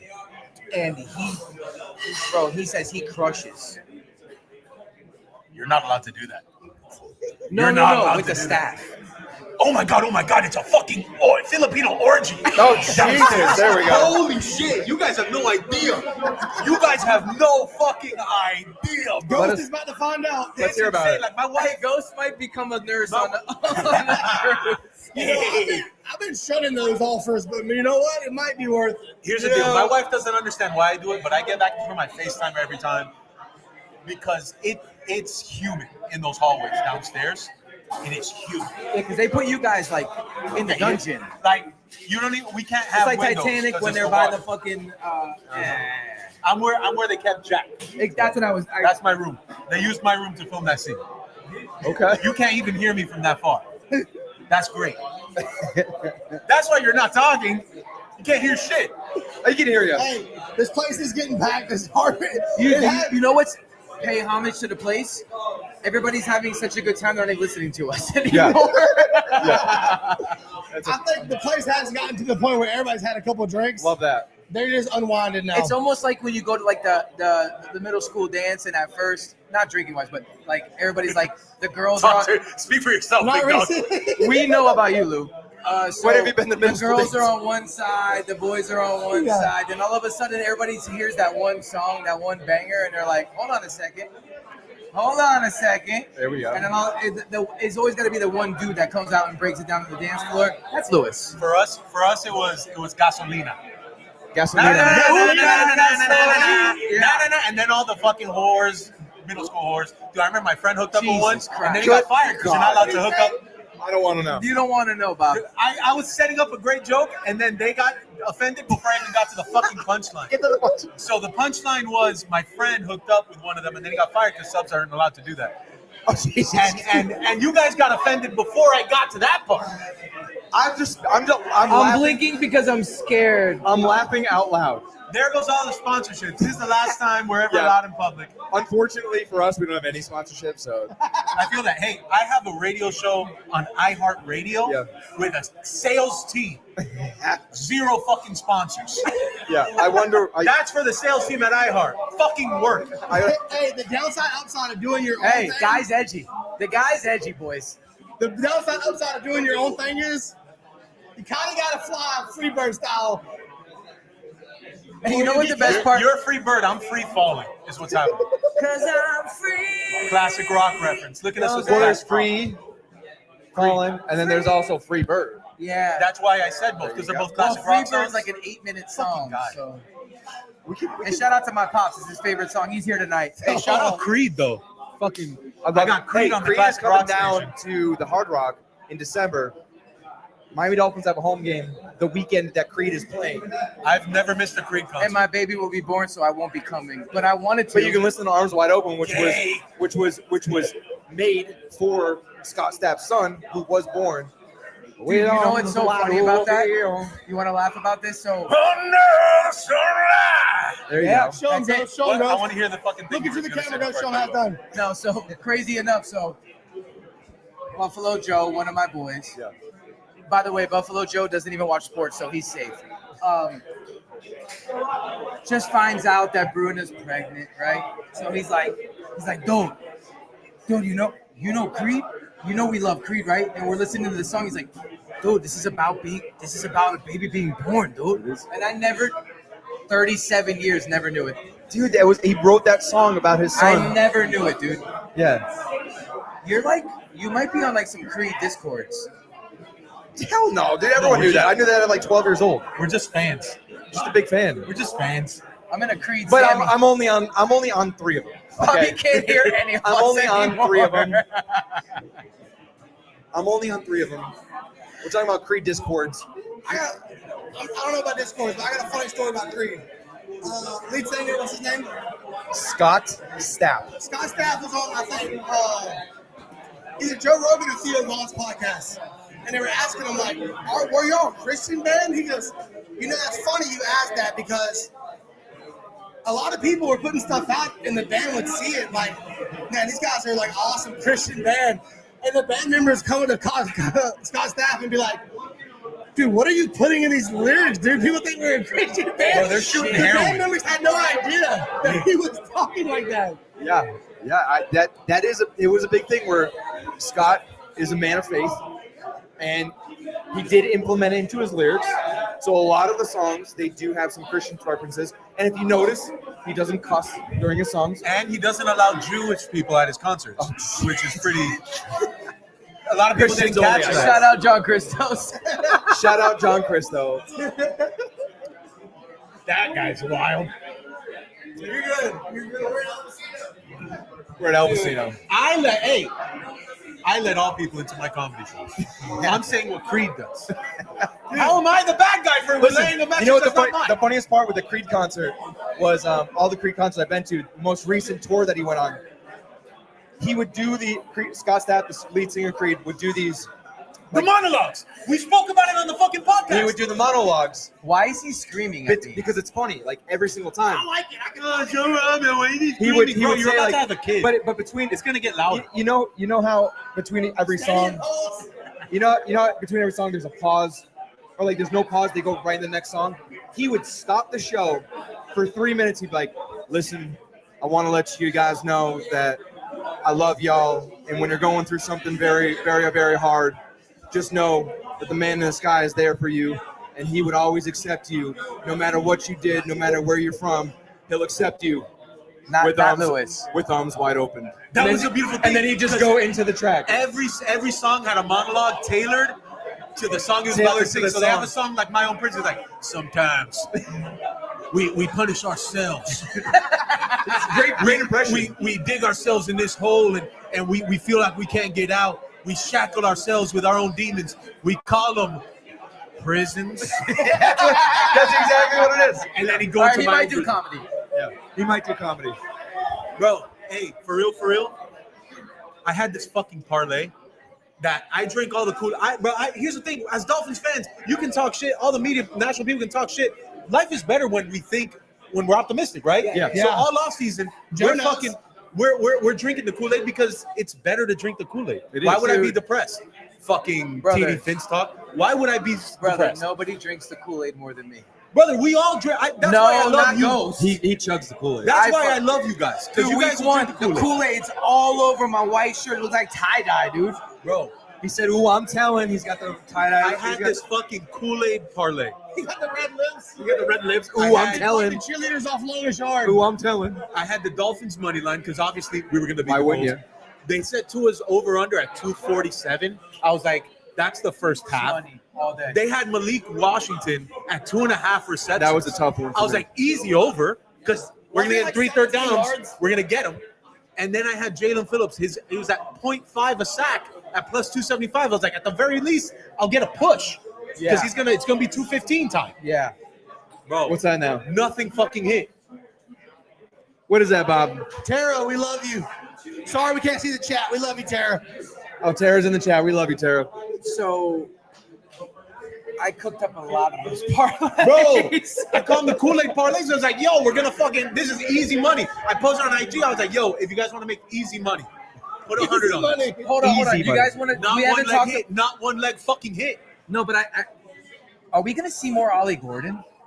Oh, that was another one. Anytime touchdown, Ollie Gordon. Dude, I another was pivot. so heavy on We Ollie. all hit that. We all said that was a good bet. We haven't touched on Ollie Gordon this entire time. That's why. Yeah. We're an hour and 15 minutes in. Haven't touched on Ollie Gordon. Bro, hey, you know who hasn't touched Ollie Gordon either? The fucking football. That's exactly yeah, right. Tell me how we get 3 hours without touching him. How do you get a 9-yard run on the first play and say, you know what? Let's not do that for the rest of the game. But it's weird. Why run the ball? It's because we've seen in the past. We've seen Jalen Wright last year had a great game against the Stud. Patriots. Yeah. And then And by the We way, didn't is see he him coming go- back? he practiced this week. He practiced today. Brother. Alf. Is Jalen Wright going to be back this week? Nah. We got That's a 50-50 no. from Al. Okay. You know, So the no. fucking Anything soft head 50-50 coach. with the Dolphins is We're enough. ramping him up like Just so we're Waller. clear. We're ramping him up. Soft ass head coach is not going to play him. Yeah. It's tough because even when he was in the game, I mean, even when we did run the ball, people kind of are preaching game script. And I don't fall for that because when you're down 17-0 at half, you get the ball 7 minutes before half. You're getting the ball at half. You can run You can a run the ball. normal tempoed offense. We ran the ball. We passed the ball 6 times, sacked on him twice, ran the ball twice, punted. I mean, if you run a normal offense, lean on the run game, you score 17-7, you go into half, you get the ball You at get the half, ball run a back. normal offense, you have time to make some adjustments. You can go 14-7. And then guess what? You come back from that fucking fantasy land you're living in, dog. And then I came back down to earth. Yeah. Yeah. That was fun. I think that's what lost me because, like, I'm at the pool, I'm watching the game on my phone. I had one cocktail. Life's good. I had one cocktail during the game because I was like, the first drive, bend don't break, bend don't break, bend don't break. That's what I said. I said, I got super hype off that shit too. I'm telling up my wife and her lesbian friends that are watching the game. I was like, yo, you see that? Hey. Bend don't break. Defense did their job. We gotta get this guy out of here soon, dog. defense did their job. Bro, he's They're drinking proud. I'm Coca-Cola. proud of it too. He's drinking Coca-Cola. It doesn't have to be Pride Month to be proud of who you are. He's drinking Coca-Cola. He's not even drunk. That might get us a sponsor, boys. That's a good one. That's a good tagline right there. That's a hell of a tagline. Brother, you Soft understand? culture. I don't watch games in public in front of people because of the shit I say. I say shit that I wouldn't even say here. You Yeah. understand? I think we all, Impressive. brother. I Except say- for Bobby, who I say- has to go live for the game. No. I say the slurs. Yeah. I'm not gonna say them on here. I say a lot of fucked up shit. I don't watch games. Papa Tooch in the building, baby. Last game, Joe Robbie's dad is usually in the chat, but now he is. He's Joe whiskey's Robbins' deep. dad is loading right now. Yeah, he's Loading. This dude's gonna try to kill me after the show. the last game I saw in public, I was having a watch party at Sports Grill for the By the way, Titans game. Sports Grill Wings might be the best in South Florida. Best in South Florida. Billy's is Sports great. Grill. And Keep when taking me to Eric, Billy's. hey, but when Which Eric also comes good. back, Sports Grill, Eric is like the biggest Sports Grill guy ever. I did Well, a Eric beer likes, pong tournament. Oh, Trust really? me on this. Something Trust me. wings. No. It's Sports Grill. Trust me. I know, but Eric like somewhere else. I did a beer pong tournament and watch party for the Titans game. The What were Monday you- night what one, were you, the 18? 23 one. The one that ruined our season, huh? We don't talk This about is 2023. We don't talk about Titans. We don't Brother. do beer pong anymore. We don't love the But I Titans. hosted when I get We don't like the paid. Titans here. That was the last game I watched in public. And that was the first game I watched in public in like 2 years. Because I know myself, I'd rather be free. Yeah. I had people come over to my house, my wife's friends. Okay. I won't say their denomination anymore, Lesbians? but we know what they are. I couldn't say shit, and we're getting spanked. Let's be honest. Talk Let's to be us. honest. I couldn't say shit. When they left, I think I got kicked out of my HOA. Was this the Colts game? The Colts game this last Sunday. And again, I was kind of speechless. I was disappointed. I wasn't even angry. I don't think I yelled. Not one part of me was angry. I don't even think I yelled It hurt. once. It Hurts hurt. so good. I was just like, It's like when you used to do some, it's like just the dumbest shit as a kid, and your dad's like, "You're just a stupid fucker." Yeah. Like, I'm not even mad at you. Like, Not I'm even here mad. telling you the stove was hot. You had to and figure you it had out. to put it on. don't touch the stove. Don't touch the stove. Fucking touch it. You know what I mean? what's It's crazy? like, Every game I'll do like a little dog walk after the game, and I'll go on IG and I'll say my thoughts. Usually after a loss, I'm angry. I was sad. I was To the sad. point where people were hitting me up like, "Why aren't you angrier?" I'm like, "Cause I'm over it." Yeah, but I will fucking say though, over it. from what I've seen from you, you've been on a negative train. No, brother, I drink the Kool-Aid. You came on our podcast and you were negative. When did I come You on the can't podcast? be Andre, dog. When did You I come can't on the be podcast? Andre. I came on the podcast after last season, in the And you were- offseason, and you before were- OTAs, and before you were- training That camp. was very- Kool-Aid. You were very Remember, upset. hey, training camp clips get me hard. Yeah, What do you they want did. from me? You were very upset. Everybody. Because That's what drives me You don't every ride time. like me and Andre. That's all I'm saying. no, I don't. But I was just on board, Hey, and then that shit happens. I On was a like, cruise ship. remember Nice. when we had him on the podcast? And remember when we had him on the podcast? We would go for like an hour and a half. We're like, all right, we're gonna wrap right here. And he was like, we're done. We're done. Like, he was supposed to have 15 minutes tonight. I'm pretty sure it's like 40. Yelled at us. Yeah. Well, listen, brother. yeah. Lewis, you're the man, dog. You're the homie, Louis bro. Diaz. Unapologetically Louis Diaz. Sorry. Like, no matter where he's at, iHeartRadio, Dive Bar Podcast, Sports Grill, hosting beer pong Improv. tournaments. Cruise You ships. are a Even if real it's one. expensive, Cruise You ships. are a real one, bro. And he's been a huge supporter of us. That's why we wanted him on tonight. Like, Yeah. tonight was about people who just support us, support the vision. And, brother, we really, really appreciate it, man. I love you guys. Like, And Louis, seriously, man. I didn't realize Louis Diaz is a wagon on Instagram. 113K. I had 2 videos that blew up. That's it. I'll tell you I had what. 2 videos. Hey, that blew up. what was it? Gen X football coach? Gen X That football one, coach. that one is 60 mil. Dietrich Gen Weiss X started football following coach me was off one of that. the funniest videos I've seen. Dietrich Weiss followed me, and he got injured yesterday. I DM'd him. I was like, "Hey, we're boys." Oh man. So, Hey, praying for you. Eric's biting at the chops right now, dog. Eric's ready to come back Hey, on. Eric's like, Introduce our next guest here. Dale. Oh, yeah, Louis, thank you guys. Love We you guys. appreciate I you, love man. Love you so much. Hold on, real bro. quick. Hey, do the Dolphins bounce back Sunday? Fucking no. Unbelievable. All right, get the hell out of here. Love you guys. Get the hell out of Fucking here. Oh, We've been on camera this whole time. You didn't get one fucking.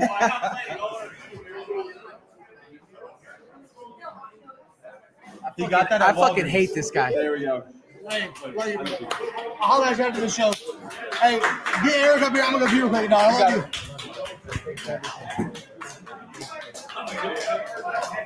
you. We are flying through. So I can only say it's up from here after Louis Diaz. Louis Diaz is a stand-up comedian. And he's ruthless. That was He's pretty ruthless. Eric, not funny. Not But not he's back. nearly as funny. That's kind of Bobby that's gonna had be to- tough to follow. I'm not Bobby gonna had lie to go you. use the little girls' room. Bobby had to go to the little boys. Bobby room. had to use the little girls' Bobby done drank himself. He had to go pee-pee. Yeah. So nobody knows this, but Bobby told his wife. He gave her a little bit of Wolf of Wall Street before we started. He said, "Honey, every time you see me, I need another old fashioned." That's like his Bobby fourth Saint one. of a wife has been on old fashioned watch for the last hour and a half. We had a 3-drink limit. He's on 4. So Yeah, we said we were gonna behave, but that kind of went out the window a little bit there. Dude, I'm doing like a foo. Let me see. Hold on. By the way, this menu's fire. Yeah, So it's incredible. right now, I'm doing the Bourbon Bloom, which is bourbon, cinnamon, lemon bitters, just to stay on board. Yeah. You got to stay on brand here. I would But say. I will say that we're doing something special for Biggie. We are. Shout out Biggie. The Negroni tonight, the chef's Negroni, Jamaican rum, Campari, and sweet vermouth. Every Negroni that we sell, we're giving $1 towards his DCC fund. Really, really cool thing, man. Biggie's been a big part of who what we we've are. done. Yep. yes, he has. I talked to Biggie last night or 2 nights ago actually, and ran this idea by him because he really the cool thing about Big E is when obviously we all know about his diagnosis and everything, and he's up in Philadelphia, he's fighting up at UPenn, getting his radiation treatments. He's very open about it. Which is halfway through, by the way. He's halfway through. He's Yeah. more than halfway through now, And so He's crushing, dude. he's crushing it right now. He's You crushing. got to have a lunch with him, And I right? did. I How'd got that go, great brother? lunch. Great a great business lunch. We Bobby's done PPing. Hey, yo, Bobby, how was the we're party? talking about a I hit the Big E. live chat real quick. I'm I'm in the bathroom drunk. What up? he's Smack the like button. He's curious. He was just curious. You can't, What's you happening in can't the get chat. the iPad kid Yeah, up his phone. we're talking about Biggie right now. Relax. But Big E's halfway through his radiation treatments. I had the pleasure. Philadelphia is only about 40 minutes from where I live right now. So I went down there. Not the last time I went down during the season, and he's doing great. He's in good spirits. Hey, Bobby. Mr. Positivity, and He's never going to be negative about any situation. Like literally ever, bro. Ever. And he's he's very confident he's going to beat this and come out on top, and I do too. He's going to beat this. He's in great spirits. I wish the Dolphins pulled through for him a little bit more on Sunday, but he's already excited about Sunday. Big E strong. Yeah, If only they had the Big fight E's that strong. Big E has, which, by the way, his GoFundMe just passed 100K. I just seen it on the way in. Unbelievable. And Unbelievable. he deserves every single dollar because the things that this guy does for the community for no reason at all is insane. He hasn't asked for a single dollar No. for himself or to support him through this journey. He wants it all to go to the Dolphins Challenge Cancer. So we really appreciate Big E and his fan base, and We love you, Big E. I think Seriously, we can all use man. a little bit of Big E energy in our life. So. right now we definitely need a little bit of Big E energy.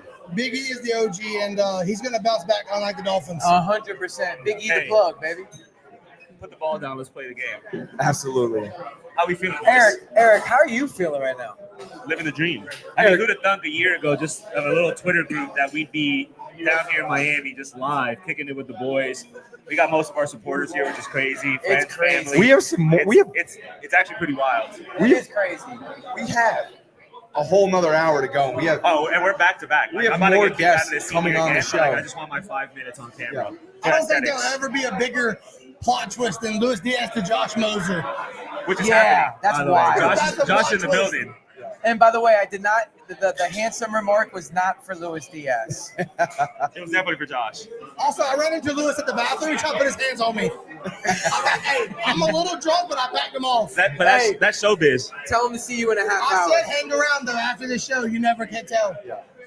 Bobby, how Shout many out how many Zin, old by the fashions way. are we deep, Zin's by the way? been driving me all night. I really would love a Zin sponsor. Zin, we're It's taking never gonna sponsors, happen, by but the way. I'm shooting my shot. We're taking sponsorships, by the way. If you wanna pull up. Zin sponsor. Hey, shoot or shoot. All right, boys, about ready for our next guest? Next guest, baby. Chat, how we feeling? Bobby, how many Can't OFs really are see we any deep? of the chat. Chat was still going good, brother. How many OFs are we deep? Oh, I know the chat's good. How many old fashions are we Old deep? fashions? Yeah. Actually, Four. let me. Four old let me- fashions. I need Karen, another can you one, order me like another Fluffy. one? This bourbon bloom. Actually, you know what? I'm gonna do a Negroni for Big E. I'm doing a For Big E. Big Big E E for Big E all Negroni. Yeah, around. bring us the Big E drink. All right, guys. Y'all ready? Bobby, give it up. All right, now the most handsome guest. I don't know. We got two handsome motherfuckers. Well, I'm a host. So I'm a host. So definitely the most I'm just a handsome guest. producer. I'm just a producer. Don't gas me up too much. Now, Definitely the all most right? handsome All right, guest. a I'd say. handsome guy's leaving for. A handsomer guy. He honestly might be able to play Superman. I don't know. I think so too. It's a pretty chiseled jawline.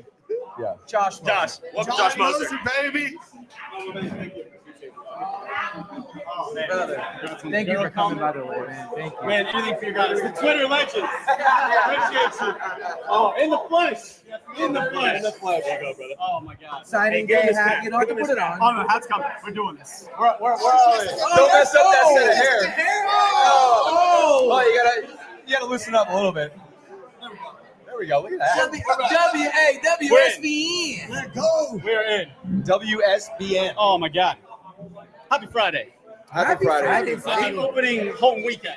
Yeah, hey, listen, we're happy right now, I mean, we got 48 hours to brother. kick off. And just so you know, you do a great job, man. Absolutely. You guys, man, it's fun seeing what you guys do and the traction you get, the community you bring together. I don't know why. I mean, you have what the people want. Couple, Appreciate that, brother. just a few guys getting together, talking some ball.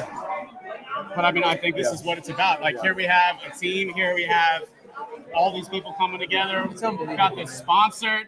Yeah. I mean, the hats are fire. Yeah, Jeff Darlington's dad randomly getting a hat. Dude, It's I'll one tell of you the what, best that's- dive bar episodes ever. Ever, man. That's probably one of my favorite stories of this entire situation was out of all people to just go randomly on this cruise or like, boat ride, whatever Yeah. you want On to the call it. yacht, you can call On the it. yacht, you want to call it.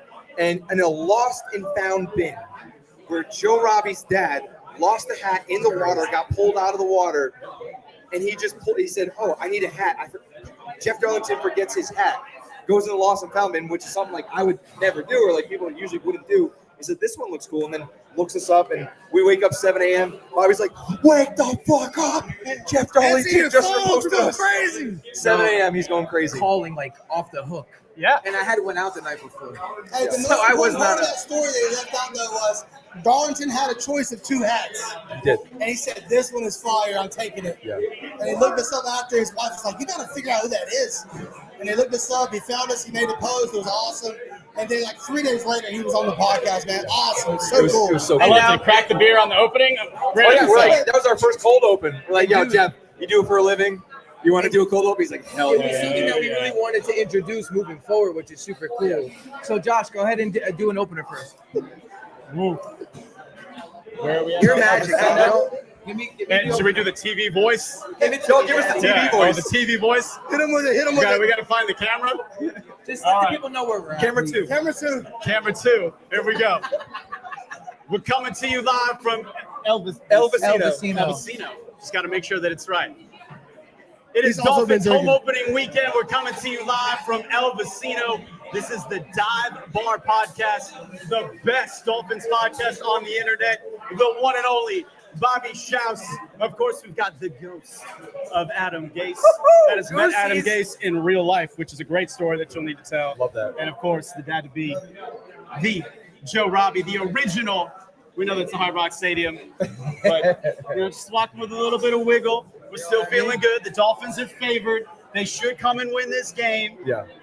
Right side of the offensive line is gone, but we're not going to worry about that. But it's the Patriots. It's a divisional game. 2 is 7-0 against the Patriots. I think the vibes are high for at least, you don't know, the 36 hours. Yes, But as we absolutely. get closer to kickoff, get a little antsy, the heartbeat's going to come up a little I've bit. been antsy, brother. But I've been antsy, brother. Antsy is a good word. I get excited after a loss, post Thursday, Friday, Saturday, because especially like just 0-1, like you can finish this 4-game stretch 2-2, and it's like nothing happened. Yeah. At the end of the day, like Yeah. nothing happened. If you finish the stretch 2-2, but we really somehow we're favored. Okay, we're favored. I don't know if that's a huge We'll take indictment against the Patriots, because that's crazy. Because they didn't lose a terrible game. Yeah, but they played a terrible team. Oh Well, wait, thank you, Karen's coming through with our Karen, drinks. But- Karen coming through, But you got the bartending. liquid courage. He's going to feel better. He's Yeah. going to have more confidence. Exactly. You're involved with the team. You talk to the players. You talk to the coaches. What's your feel of where this, just the direction of this team? Like for example, they just had an all players meeting, which is usually a death sentence for a team. Where are we at with the team? I mean, look, the best way to explain this is the team brought in Chris Greer is really close with Paul Maurice from the Panthers, brings in Matthew Tkachuk.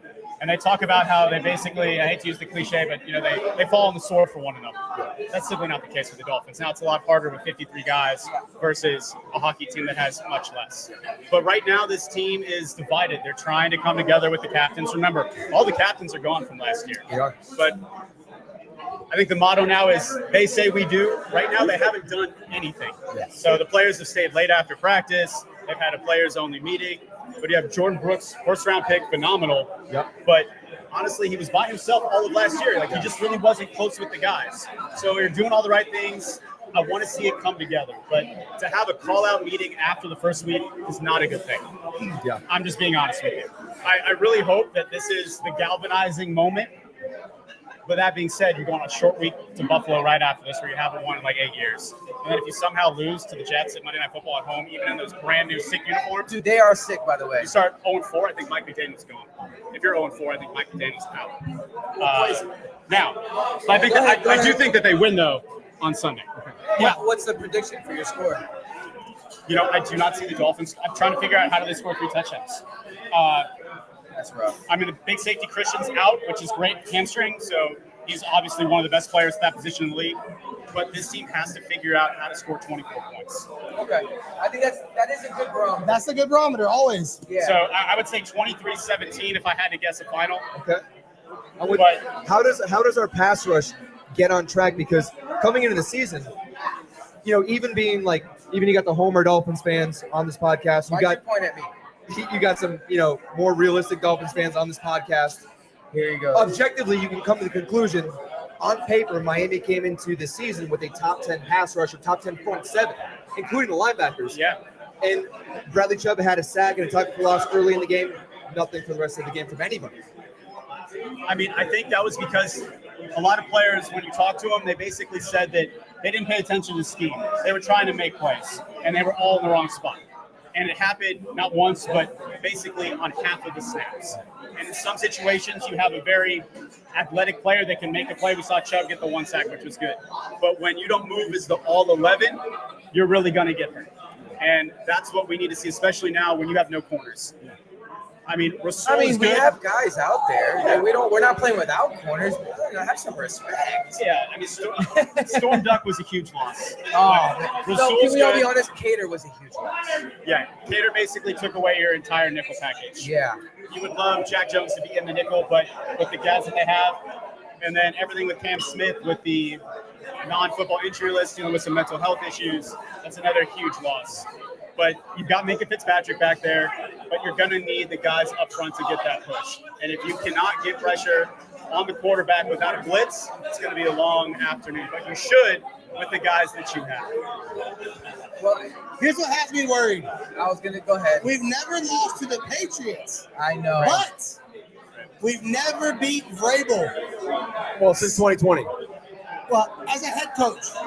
So what do we do to get over the Vrabel hump? Vertical passing game. Yeah. Tyreek Hill has not had a catch of more than 30 yards in a year. He got heated about that today. He got asked about that. So I got to give Omar respect. That was awesome. Omar's been asking the tough questions lately. Somebody has to. And I think that's a good thing for that reporter room is they're finally asking the tough questions. Even if it's got to start with Omar. I give him credit. Omar's great. We asked Mike McDaniel on Wednesday the same question.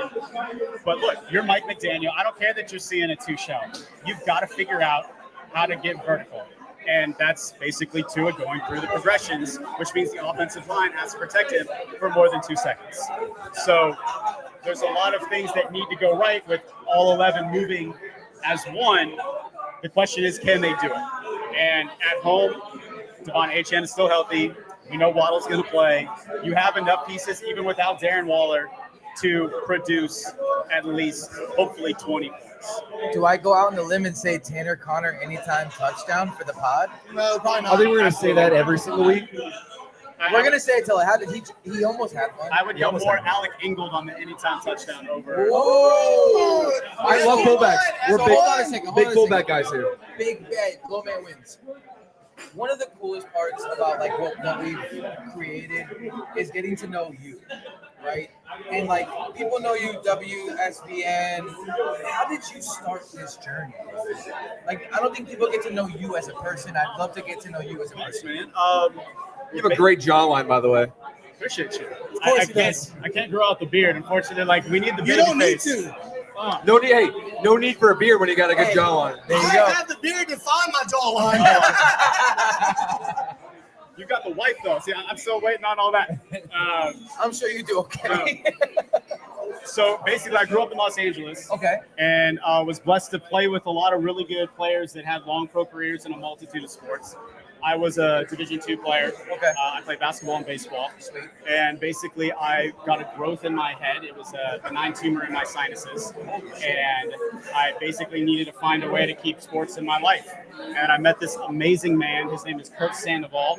And his wife, her name is Jeannie Zelasco. She was a national reporter for Fox, doing a lot of MLB, NASCAR, and they were kind of my broadcasting family. Right. So I interned when I was in Los Angeles for him, and then I was at USC at the time with Pete Carroll right after Reggie won the Hell Heisman. yeah. So That's a crazy time to be at USC. That was the Mecca, bro. So we were like, it was like perfect timing, perfect storm. Started doing all the journalism stuff there, and then growing up in LA, I was kind of involved in the Hollywood scene. Music, sports, entertainment is how I grew up. And then when I graduated from school, I jumped right into this little tiny town called Grand Junction, Colorado. I had a relationship with the Rockies. They had a low A affiliate there. And I had a bunch of buddies that did the X Games in Aspen, so I started covering all that type of stuff. That's cool. And then I would drive 4 hours from Grand Junction to Denver to go cover the Broncos. And I had a buddy at the time, Aqib Talib. I was his high school Dolphins buddy. legend. Yeah. Subtle flex. The Subtle chain snatcher. flex. And basically, my friends through Denver, I got into the Broncos. So then I parlayed my job in Grand Junction to a job in Denver. And then I had a buddy after I was in Denver call me up, and he's like, "Hey, the main guy's leaving Green Bay. Come to Green Bay." And His story keeps getting better. That's crazy. so dude. I was in He Green Bay. ended up with the Dolphins. Yeah, so I left the bigger market to go to Titletown. And honestly, How's the culture in Green Bay, dude? it was amazing. What years were you there in Green Bay? So I was there. So we did Peyton Manning's Super Bowl, and then I went the next year. So it was 16 to 20. I left right when Rodgers won the MVP. Okay, Wow. gotcha. So was there for the tough loss with Raheem Mostert Oh, when he was yeah. The NFC he Championship. just torched him. 3 touchdowns. And then Raheem's become a really good friend, which has been awesome. Friend of the What a pod. great guy. Yeah, by the and way. he's the best. Oh my gosh. Friend of the Genuinely pod. just Friend an of the awesome pod, guy. not friend of the Dolphins. Yeah. So, Yeah. Next. Yeah. look, it's a tough business. I mean, we're seeing really it, is. and it's cutthroat. And so, yeah, basically, I spent my time in Green Bay, and then all of a sudden, there was a legend down here, Steve Shapiro. That was a local sportscaster. I get a phone call out the blue. They're like, "Hey, our guys are retiring. You guys want to come to Miami?" And I'm like, "All right, let's figure this out." And then shot Get down me to the hell Miami. out of the cold. Said, "Yeah, I'm done." But I mean, the culture there was everything was Packers. Like you Yeah. couldn't leave your house. Aaron Rodgers had to sell his house because the HOA wouldn't let him put up a gate. So he had people knocking on his door. So he had to get like a fence basically. That's crazy. So I mean, the stadium. You guys go to Lambeau last year? When I have not been to Atlanta. We were just talking about that. We want to do trips to it historic is stadiums. Awesome. You're parking on people's lawns. Yeah. The tailgate. It's like a real college feel. And I mean, you can get 4-bedroom home, like brand new, $250,000. It's not the South Florida real estate, Yeah, not here. but it's ingrained in the culture. The coolest day actually in my life there, I met this family, 5 generations of people. So the oldest person was almost 100, youngest was 6 months, and they had basements. So they every Sunday, the whole family gets together. They watch the Packers. It's like your man cave with all the signatures. And that was a really cool day to see how much it means to the family, it means to the city. Like we're in Miami, we're in Brickell right now, and there's so much going on. There's a restaurant here, but it's the lifeblood, and it's special. But I think we're starting to get that cult following here. The Panthers are starting to get that down here. Man, it's fun. People know it from the Heat when the big 3 were here. But this Dolphins culture, man, it's special, especially with Twitter. And big shout out to Big E. $100,000 raised. Hell yeah, Big E. So, I mean, the way that people come together, yeah, that's kind of my story. And basically, I just love to bring people together through sports and connect people and kind of share my love for it. And That's awesome. it's been a man. part of my life, and just want to pass it on to the I next want to generation. congratulate you because you did it the hard way. You did it Yeah. the hard way. You started in Grand Junction, dude. Had Right. $19,000 my first year. Let's There we go. Qualified for food Is that stamps. before or after taxes? That was before taxes. Before I was taxes. mowing lawns on the side, babysitting. Dude, like But- so, like that's what people don't get to get about you, which is like the coolest part about like what we try to bring to the table is like you don't know the man Josh Moser, you know the face Josh Moser. Sure. Yeah, but it's kind of cool when you get to meet and interact with people because then you can have those types of conversations. Yeah. But 100%. yeah, sometimes you see me in a suit and tie, talking like this sometimes. I thought you were gonna come tonight in a suit and tie. I'm not gonna Oh, lie. no. I'm not gonna lie. I was betting man. on it. Dude, I love it when you got the makeup on, and then you got to do something afterwards, and you still see the makeup Oh, on. it's brutal. It's like, damn, John, you got that Donald Trump paint on. Oh God! I mean, it's good because it's Latin down here, so call me Josue Martinez, maybe get a little bit of a tan. We're going to get you right. Hold Yeah. you down. We're going to Call get my you right guy. tonight. Hey, Yeah. Josue Moserito. Josue Moserito. That's what we're gonna go with. That. Unless you're under a rock, everyone knows the coolest shit. Every week we look forward to your segment with Drew Rosenhaus. So we good. had Wingo here earlier. Yeah. He works for Rosenhaus Wingo's now. fun, man. Yeah. So Dude, what a couple great weeks- speaker. Big energy. A couple Yeah. weeks back, Rosenhaus was like, dude, Waller's just sitting on ice. Bad news for the rest of the tight end room. Like, he's going to be that guy. He's ready for week 1. Some things have changed. I'm interested. You talk to the guy a lot, Rosenhaus. What the hell is going on with Waller? He has a hip injury, is all I can say. That has been lingering because he had a setback. I'm a little tongue-tied on what I can say. Understood. Completely fine. Understood. The real question that we have is, when did the Dolphins know about this, number one? When was the setback? Yeah. And was this a pre-existing injury coming out of retirement? Because Waller was in great shape, and then Mike McDaniel came out and said, we got to get him in football shape. Yeah. Which would make sense. Which would Well, make he was sense. doing the high rocks and stuff like that, which is no Right. it's no slouch competition. Right. So, but it's when you're going full speed, Yeah. stuff happens. we always talk about soft tissue injuries, and now the NFL is using soft tissue because other sports have started using soft tissue delegation. But to me, this is why you have trainers. You can't have this stuff happen. Frankly, I can tell you that Frank Smith was in contact with Waller, and this plan was in place as soon as they knew that John knew they weren't going to pay him. Like, this was the backup plan to reunite with Frank Smith and then hope that he would be some version of what he wasn't. And obviously he had a lot of personal stuff go down, took the year off, and now he was supposed to be ready. But it's tough. But you're just hoping that he can get healthy. There's all these things these guys can do now. Like, there's stem cells. There's other alternative forms, but you just got to pass the test. And he wants to play. Oh, absolutely. Yeah. He really wants to be here. And really cool guy. I'm excited for him to talk more so that fans can get to know him. Very introspective. Yeah. Now mental health's become a huge thing in sports where guys are starting to open up, talk about emotions. And he's a guy that you really want to hear from, but you want to see him on the field. And we're hoping that it's sooner rather than later. The good news is he's not on injured reserve. We've not given up that delegation, but you need to see him before week 4. So I'm hoping that it's Thursday night. I'm hoping that they're saving him for the Bills game. That'd be really cool. Because man. in my head, you should beat the Patriots this week. In a perfect world, that's what Waller's doing. Exactly. That's what they're doing with Waller. And then you get a little bit of a break Monday night against the Jets. So you got 10 days to recover. Yeah. Mini bye. If you can't go this Thursday, you get him back to make sure you don't go. You try to go 2-2, and then you're back to normal. Do you have any? I know you said you're a little tongue-tied at the moment, but do you have any indication of the severity of the hip injury? No, but when you're dealing with the hip, it's really, really tough. So your options are you have a torn labrum, which you can play through, but you're not as explosive, which is, I would say, about 50% of people at some point in their life probably tear their labrum. But you're talking about elite athletes, so you're not as fast, you're not as twitchy is maybe the best word to explain it. Especially that first step with him is really what you're gauging. So that could be an issue. Adductor, groin, it's tough.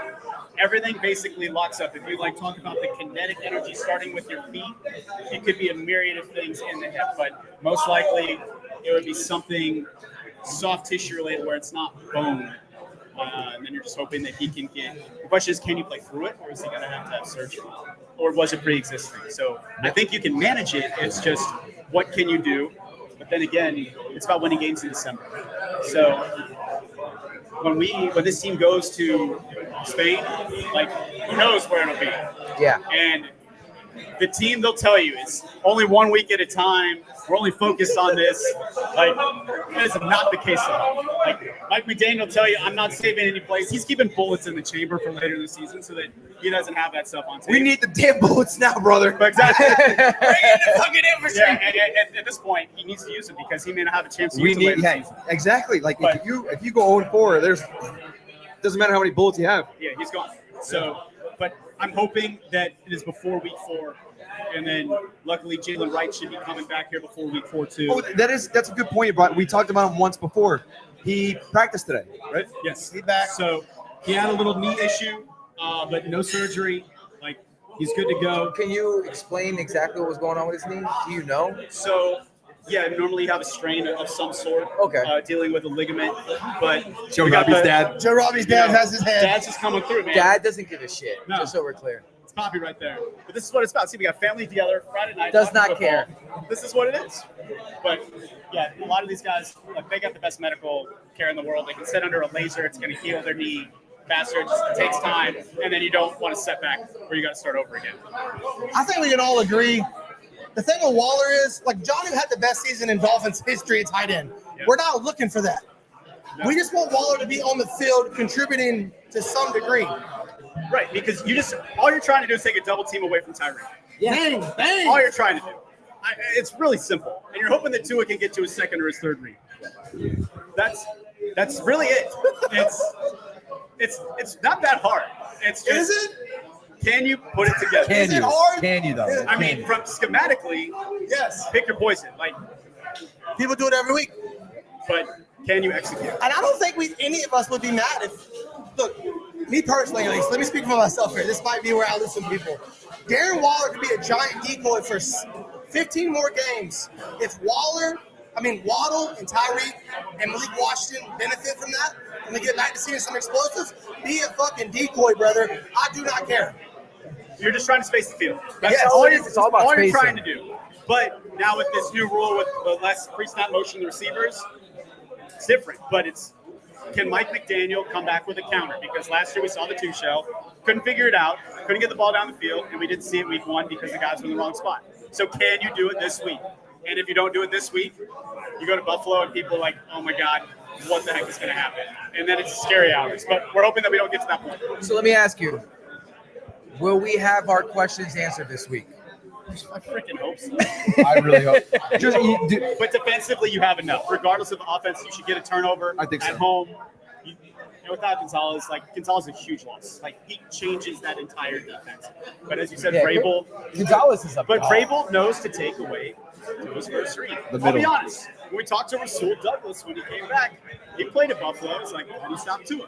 And he kind of gave one of those winks. When he heard Tyreek answer Omar's question, Yeah. he's like, come on, man, trying to piss me off.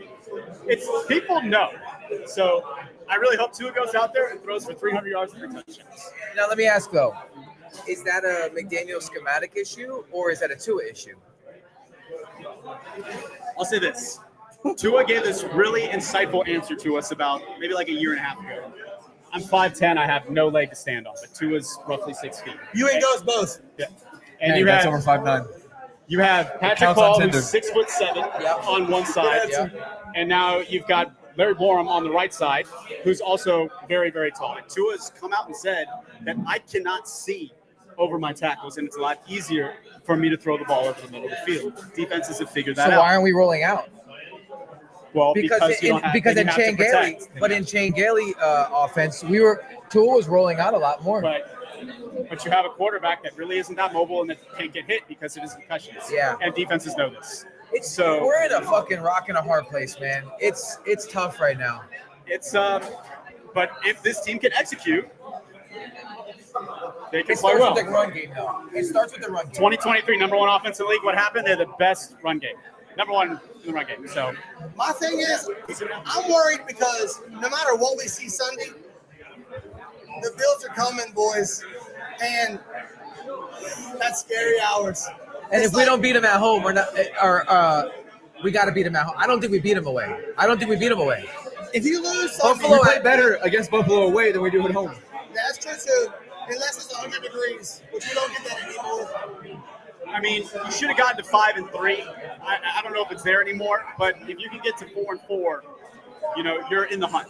Yeah, that's Obviously, true. the key is 10 wins. In the hunt halfway And through the honestly, season. I do think that the Classic. AFC is going to be a lot tighter this year as far as, you're not going to have to win 11 games. Right. I really don't think so. Look, I hate to say it, but football is 100% injury rate. Last night, we saw Austin Eckler, unfortunately, with the Achilles. And Jalen Reed, too. Jalen Reed, shoulder. So it's like you never know. You're one play. I mean, going back to Vrabel, everything imploded in that Tennessee Monday night game. Everything was in front of the Dolphins. That was like the demise rough with one Van for Ginkel us. getting hurt. That was a tough game. Yeah, but another team can have that. And I you don't know never if- know where the Dolphins are going to be. I don't know if you know this. So, Ghost. It's something to So talk I'm about. bringing up the past. No, the bad it's past. this is a good one. So Eric, Ghost, and I all went to the game together with me and Eric with our girls, and we're up 2 scores, and we're like, boys, let's beat traffic. Let's beat some traffic with 3 minutes Boys, left. let's beat traffic. We're walking out of the stadium and start hearing shit. Then we get in the truck and we're parked, and I don't even put the truck on yet. Watching on my phone, and we start seeing the implosion. That was the saddest ride home I think I've ever had as a Dolphin fan. I'll never forget Eric's words when Tua got, when he tripped over Eichenberg, whoever. Eric goes, "We just lost." And then nobody said anything. We just stayed quiet. And about 3 or 4 minutes go by, and Bruna, wherever she is, Joe's wife. Joe's wife, Let's put on some music. And she goes to turn on the music, and he just gave the little slow. I couldn't listen. Not right now. And we just stayed in silence for the entire ride home. 35 minutes of silence. Nobody spoke. Not beat traffic. We did beat traffic. We did beat traffic. We did. But it was at our emotional expense. It was bad, dude. Hey, I think that was what broke us. Ever since then, it's been downhill. we got the home opener though. This is a new, But boys, new we got the season. home opener, boys. Well, we got the home opener coming up now. Miami's going to win tomorrow against USF. They're going to set the field, get a little vibes going. They'll be 3-0. Get it going for the Dolphins a little bit. Praying for some good weather. Hopefully it's hot. Get that visitor sideline scorched. Get them scorched, boys. Scorch them, boys. I want to see Drake May come out with a little darker A tank. little farmer stand. Yeah. Well, Josh, we got one more question for you, and we've asked everybody that came up so far. I don't know if we asked Louis, but We shouldn't have a never little bit of a asked wild Lewis. card. Yeah, we had to get Lewis out of here. We got it. We got to get that prediction from you. Liability. Score prediction. I'll go 23-17 Dolphins. Okay, That's it. Sign them up. sign us up for that. And honestly, I would love to see the defense or the offense score 3 touchdowns. I would love to see it. Yeah. I'm gonna say Jalen Phillips is gonna get his first sack of the season. Let's go. And New baby on the way. New baby on. yeah, he's got the baby on the way. Are we going to see the gay package? I'm curious. Or 7 after Buffalo? If they can figure out how to get Chop on the field with those two, Yeah. I don't know. We'll see what happens. But But yeah. brother, thank you so much, man. Thanks for having me. Like literally so awesome. Anytime. You guys are awesome. Love what you do. Thanks for giving up your time. Thanks for the love. And, Thank you, brother. I pass the mic to this gentleman right here. I gotta pee like a racehorse. No. Eric, hold it down. I'm gonna pee. I'll be right back. But thank you guys. Happy Friday. Shout out to Stay Tranquilo as well for putting this together. Tranquilo. We got a Oh picture. yeah, he went pee-pee. We Eric, got you get a picture. Eric, you get a picture. Mike's down, fins up. We're sliding. Sliding.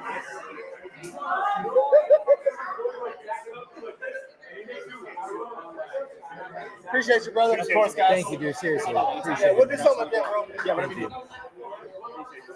Yeah, always. Dude, so Eric has told me that the chat wants to hear from Stony Hustle. Yeah, the chat's dying for him. Dying. Hey, Stony. Stony. Stony, get over here real The quick. chat is dying for you, brother. The chat's dying for you, brother. Stony.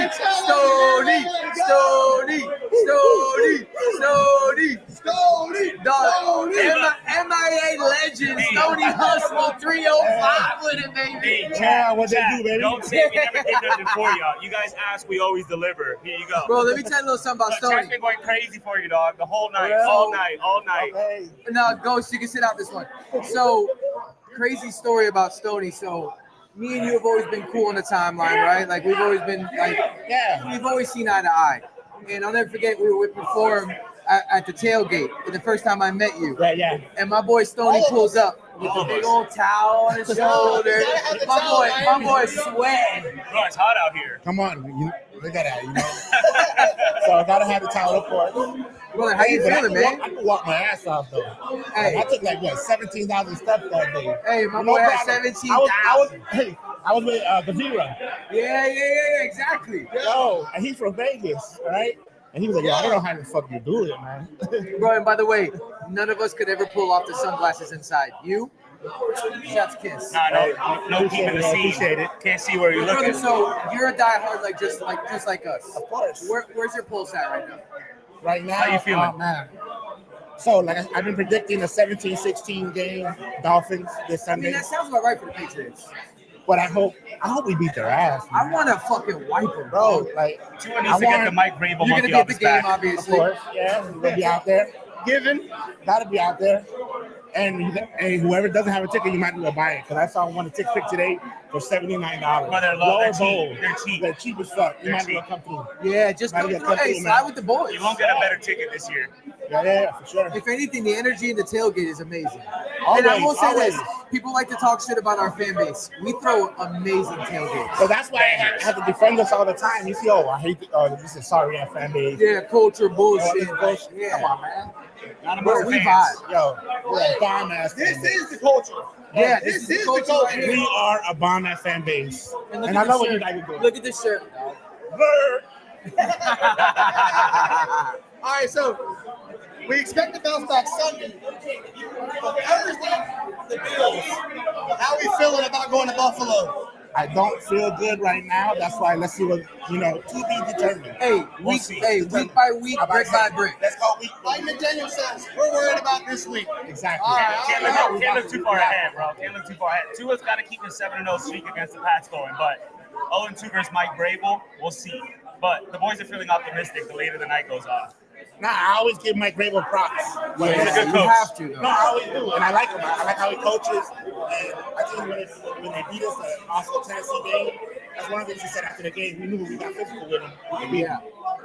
So I hope our players remember that, remember what he said, and come out, represent. And we got to play some fucking physical ball. A little hard. A little hard. We finally got to play some bully ball, man. And I do honestly, I do feel like this core can play bully ball. No, that's I okay. feel like they were honestly. I feel like the defense last week was trying to do too much.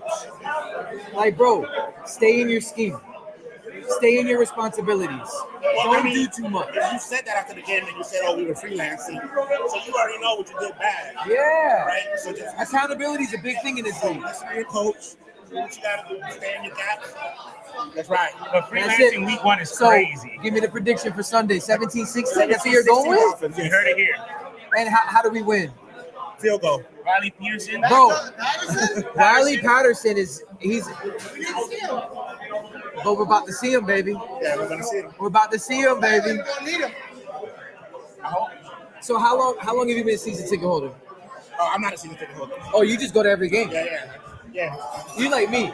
gets it out the mud. Hey, shout out Robert Horvitz, one of the main season ticket guys, right?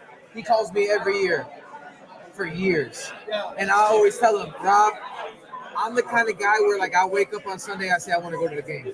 Like some people that's but can you but I work construction. So I don't me know. too.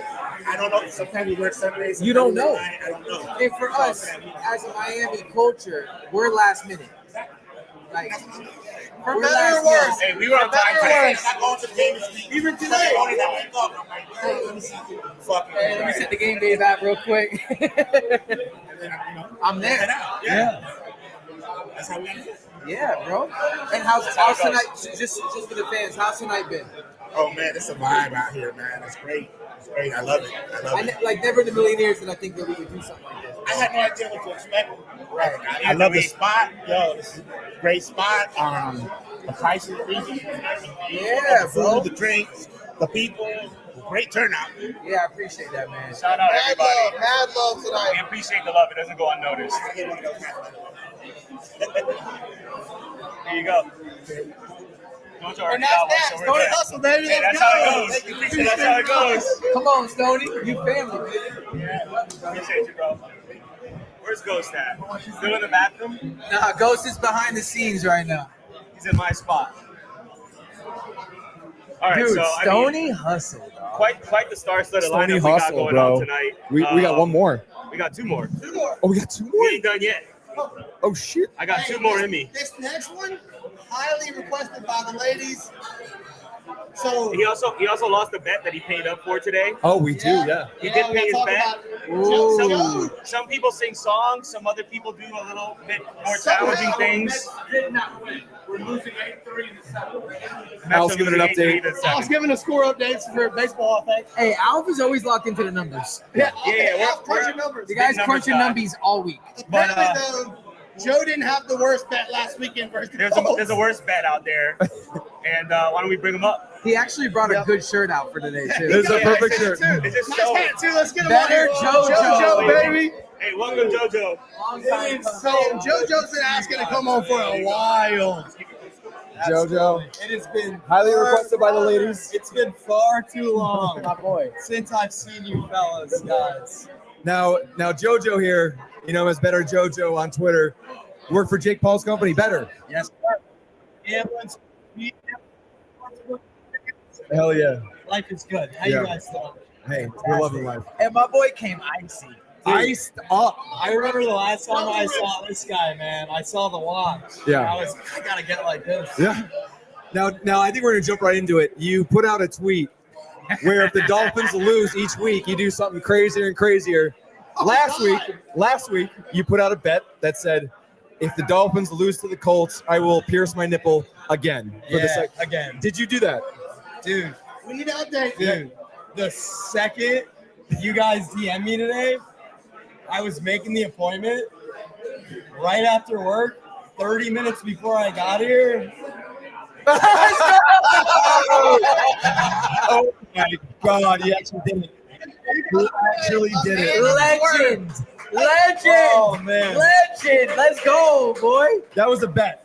No, it sucks, dude. It sucks every time. Like, this is the second year in a row that we've done this. You've done Your this. nipples have been pierced? Yeah, the same super one. cool. The same one. Just to be clear, nobody's doing this to you. No, this is Okay, totally I'm like Self-inflicted. Me and you are very alike. I won't admit it on air, but I actually really like it.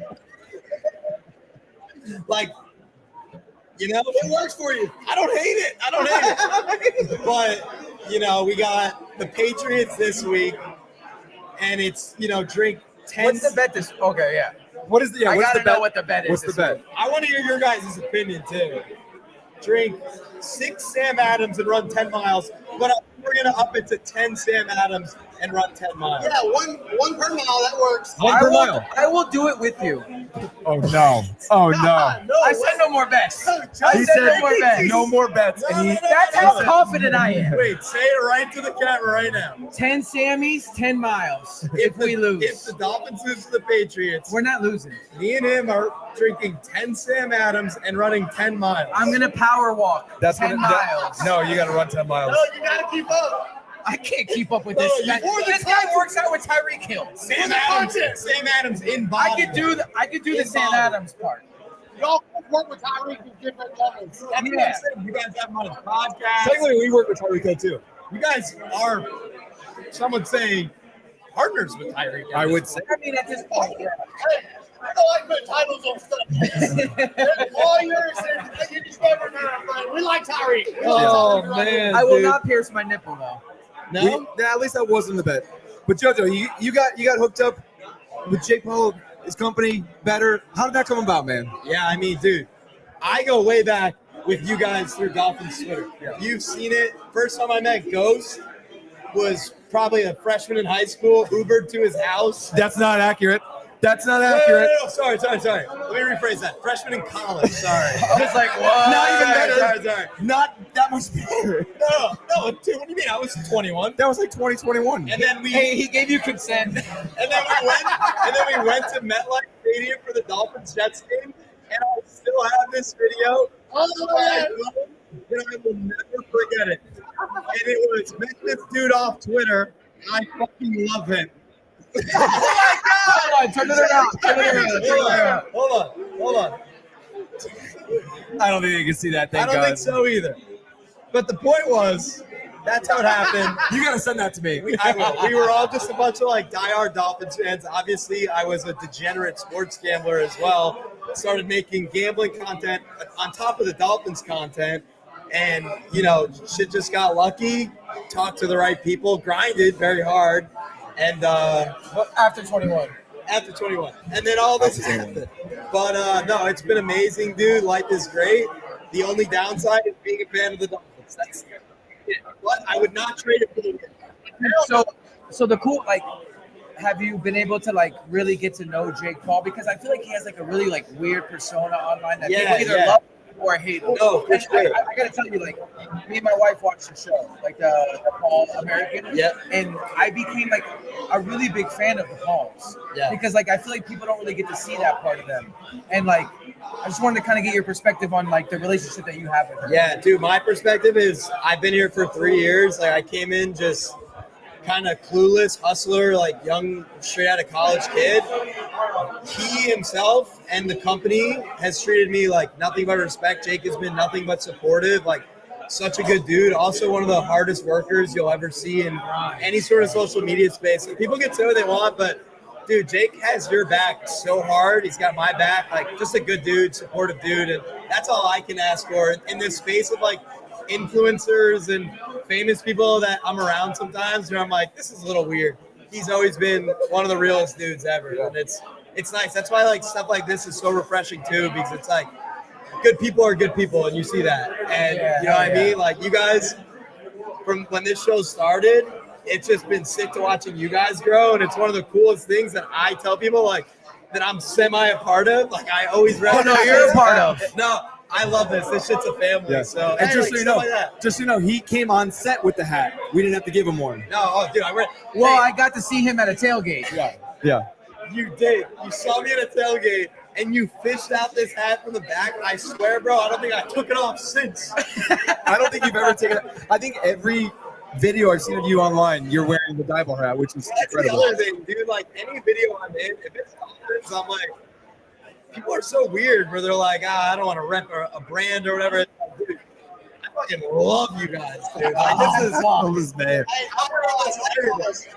But yeah, man, it's been sick. And we're gonna get Jake Paul on the pod one day. Hey, Jake, if you ever want to come on this pod, I don't know why you would come on here, but I'm telling you, you would have the best time ever with the best people ever. He would. Thank you, So brother. lock it in.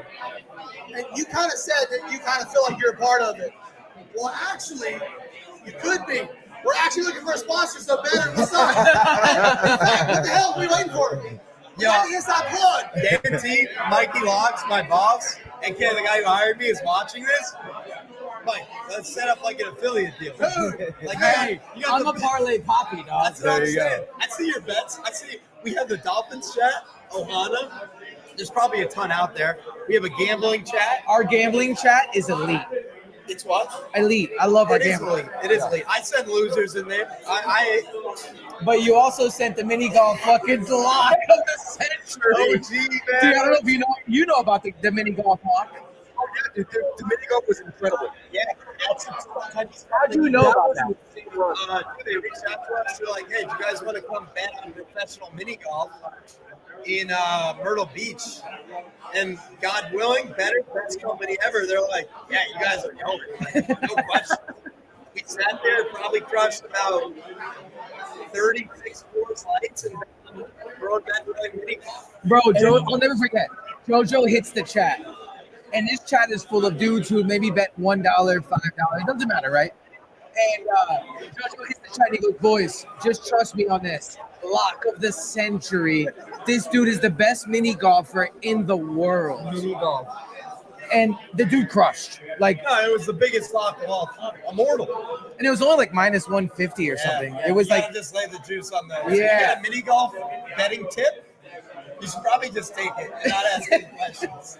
Yeah, like if someone comes at me with like, bro, I've been watching table tennis and this is a lock, I'm probably just gonna roll with You it. blind tail. You Yeah. blind tail regardless. and I'm guilty of gambling on table tennis. table I tennis think we all electric. are. Yeah. Oh man. Because I feel like Hard Rock pushes it because they give you the 30% boost every week for table tennis, and you're like, I gotta use it. And it's the only thing you can bet on at 3 a.m. when you're chasing your losses from 1 o'clock p.m. on a Sunday until 8:30 p.m. The problem with me is like I'll have a great gambling week. I'll be up like $2,000, which for me, you know, a lot of money. Love that. And then I just can't go to sleep. And then 2 weeks ago, I'm up $2,000. Chinese basketball, 4 a.m. I took a team plus 38.5. And they still lost. Dude, 3 seconds left. I'm covering this Chinese basketball player. Hey, shout out Juju Wong. For real. Chucks up a three.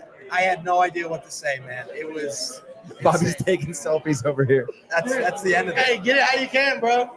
You got it, dude. You guys are the people down here. So you're originally from South Florida? I'm originally from the great state of New Colts, Jersey. I knew it. Mama I knew it. Mama County. So you guys, how did you become a Dolphin fan?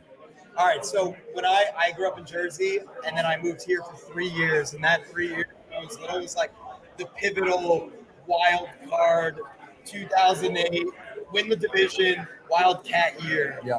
And I was like, man, like maybe we aren't that bad. And the game that we beat the Ravens the year prior when we were 0-15. Camarillo. Shout out Greg Camarillo. Overtime, Greg Camarillo. Greg Camarillo, legend. And that moment right there, I was like, you know what? I love this team. You know what it is like, it's so much fun to root for an underdog. Yeah. Like, dude, there's nothing better than gambling on underdogs. Like, it is one of my favorite things to do. Like, so I don't like to, I'm not a pregame bettor. I'm a live bettor. And one of my favorite things is to snipe like plus 450s, plus 550s. They're only down like 7 points. Worth it. It's the most electric feeling in the world. I just took Colorado live plus 16 and a half. I haven't checked the score in like an hour. So I don't even want to check the score. Just let it ride. Yeah, just let it ride. What do you guys have this week? Dolphins, Patriots wise. I gotta be honest with you. I'm going to take the overs on everything Tua because there's no way that he doesn't answer the bell. No way. There's no way he doesn't answer the What bell. do you guys think on that? There's no way. What do you think on the no way? Per sources, there's no way. I can't wait to watch y'all run 10 miles. Oh, This motherfucker. 10 miles on 10 Sam Adams. also, you're on camera. There's like no back. Hey, Dude, Why? have you ever, No, since you're you've right. known me, You're right. You're right. I sang the fucking Colts song, You're so dude. right. You are so right. I trust. We can stream it. We're on doing the it. screen. We're doing it in my neighborhood, though. I gotta be safe. Actually, don't say your neighborhood on here, but No, there. but you get it. Yeah, I mean, after this, we'll start setting it up now because, unfortunately, I think the biggest lock of that whole entire game is Drake May over in passing yards. And I hate Yeah, to say because it's all garbage time, right? We hope it's all garbage time. I'm really regretting that I just signed myself up for this. I don't want. Hey, I Nation don't want the Poppy's here. Dolphins to lose. Hey, what's good, baby? Content's content. What's up, Content's baby? content. What's up, boys? Good? Hey, you might be able to be our DEI hire, dog. Come here. Oh, get out of here. Listen, one of my brothers, Nation by the way. Poppy. On One of my Twitter, brothers. Well, hey, when you're down in the dumps, you always hit me up. What do? I lift you up? Do I lift you up? All the time. Your brother to me. I love this fan base, dude. This is freaking awesome. dude. Like, bro, we This is freaking lose awesome. every week, and we're all family. Is there a better fan base of a mediocre, I'm going to say a mid-team, than the Miami Dolphins? We're almost in Midtown. I hope so, man. I really do. Hey, one thing about it, we're not bandwagon fans. No. Never. We are not bandwagon There fans. ain't no fucking wagon to hook up to. Joey, we got one more guest coming up, so we got one more question for you, all right? Yep, let's hear it. And we've ended it with every guest so far. We got to get an official prediction from you. And keep in mind, you're running 10 miles with 10 Sam Adams. I feel like If the he Dolphins don't win. wants us to lose now because he With wants to him. see me struggling. So what's your prediction? With him. For Dolphins Patriots? Yeah. I'll squeeze the fuck out of your nipple right now. Don't fuck with me. Dude, my nipple is in so much pain. Mad he did to himself.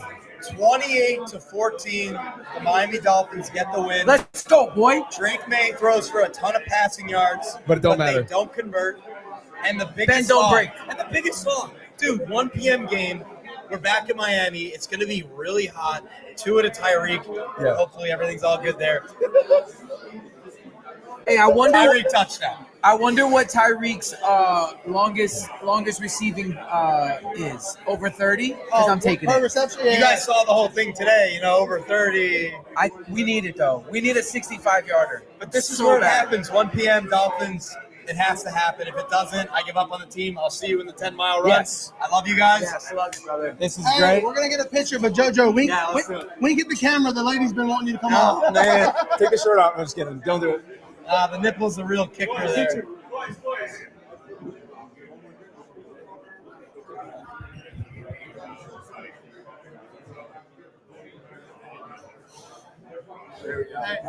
We'll do it again too. Absolutely. Until next time, fellas. We'll get it going on the track. Yeah, no doubt. Get Joe Robbie's dad, don't give a fuck. Joe can't help himself. He has to get in the mud. Man, What's up? What's up, brother? I'm not letting you go home. Oh, that's good. You're staying. hype man. We got He went out and Hey, came well, back. That's boys, 3 crosses. we knew what we were signing up for, right? Oh, The my over-under of how God. many people are going to cross in front is Hey, going to hit just on Joe Robbie's dad alone. We haven't disappointed, right? No, 2.5 hours flies by, Let fellas. me let you guys know. Yeah. Chat's been popping. I know you guys can't see. We got our usual fans in there. There's some unhinged shit going on in there. It's pretty great to see. Can you give us one of the greater comments? Eagles fan? No, I'm not gonna give it right now. The one that comes to mind is a little clear. Okay, Of heard. course. course it is. Hey, Bobby's the gonna chat- end the the show chat and he's thinks gonna that- go right back to live chat and just read every single comment. The chat thinks that Ghost is losing his I'm going to go voice. freaking get me a drink. The chat knows that Bobby's drunk officially. They freaking cut me off. Yeah, we said we were cutting you off. And you got No. I want more. You got an ear tuck so Jada knows. My wife left so she wouldn't have to be guilty for giving me Yeah, more. ear tuck. Smart Anyways, play. hey, we got one more guest for you guys before we wrap up here. Probably the most important guest to put The this all most together. Yes, the man that made this all Please, happen. if you guys aren't already, Hey, everybody please in the room, go give follow Tranquilo a Tranquilo shout out. Sports. Let's Here you go, brother. None of this would be possible without you. Hey, You gotta thank those guys back And now there. you get- and now you Appreciate get y'all to boys, say- baby.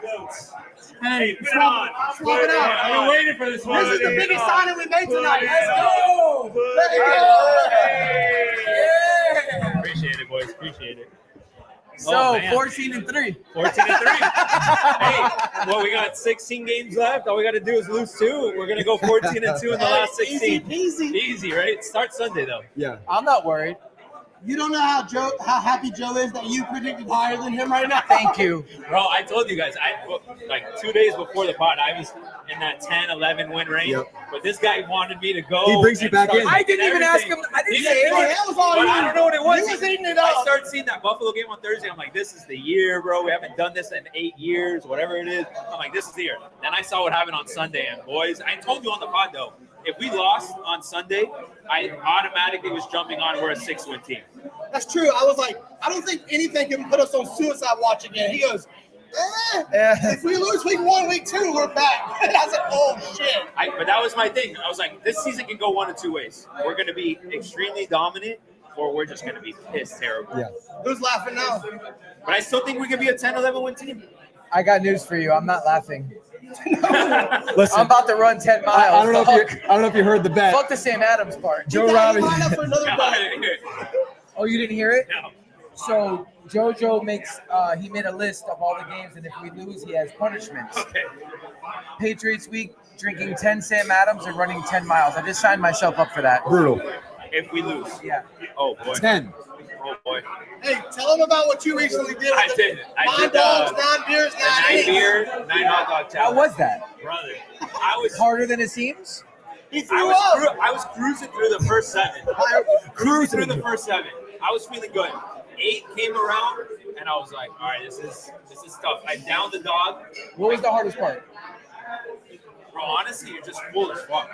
You're just full. I felt fine. Like, I was sober, but the last 2 dogs tasted like shit. Oh, no. Like, I was...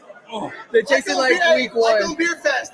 It's the yeast, baby. It gets you. So we were at the Marlin. It was us 3, and I finished 9 dogs. I had half a beer left going into the top of the night. I just couldn't put it down. Oh, God. And I tried. They were trying to get me down, bro. That shit. When I took a swim, just came right up, bro. And I had the little. Do you guys realize how much I'm gonna puke if we lose on? I can't wait to watch it. You just signed up for a 10-mile run with a marathon athlete. I'm power walking hard, dog. And he He just follows did a too. marathon. He pierced his nipple because Oh, he's the one that did that. that's him. Yeah. That's Oh, JoJo. shit. Why? Because we lost. Yeah. Now the dive bar hats are fucked up. That's crazy work. I can't rescind this, I always right? tell Joe every week, quit putting stipulations on everything. He's like, I can't He help can't it. stop Every betting. week he's like, if Ryan Fitzpatrick comes on the podcast, or if he don't come on the podcast by 2 weeks from now, I'll shave my fucking head. He was coming anyway. Why I do that to you? He's just ready to do it. He was coming. You don't have to ready bet to do it. something. You don't have to be a father. You don't have to bet It's all something. hitting him now. It's all hitting him now. Yeah. I'm gonna be in great shape. Say Ryan Fitzpatrick's on there. Yeah, I'm coming next week sometime. Just let me figure out my schedule. I'll shave my fucking head.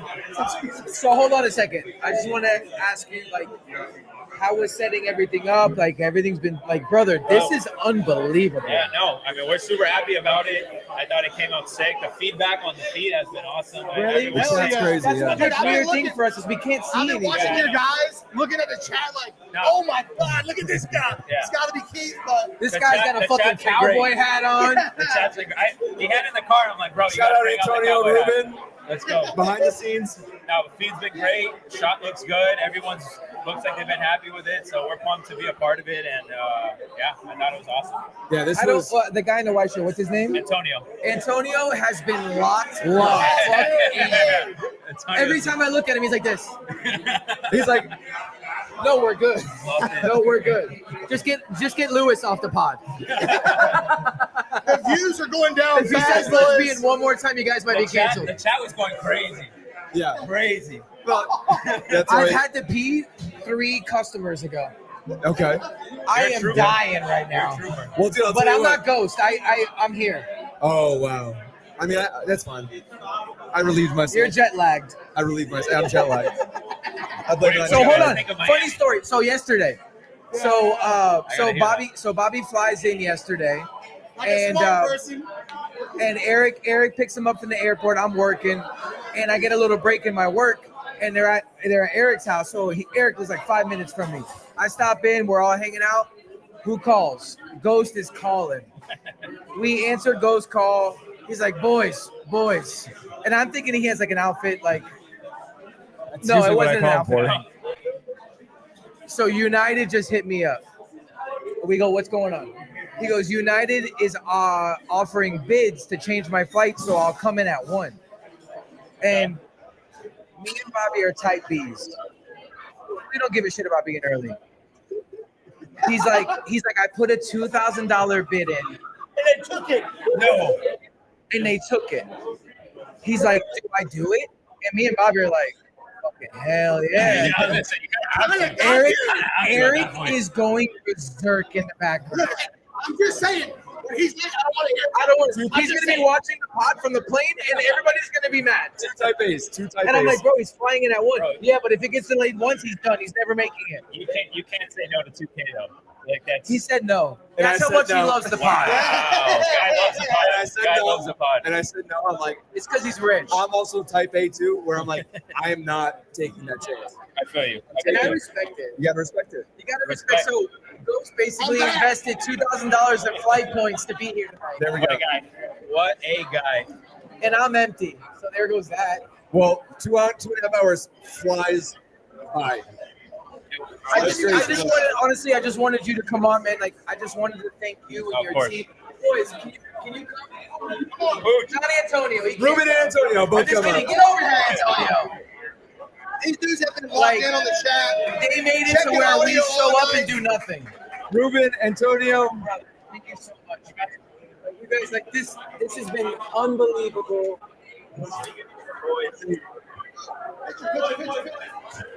Picture. These guys made it all happen, man. You know what? They overhit. We are live from the dive. Easy money.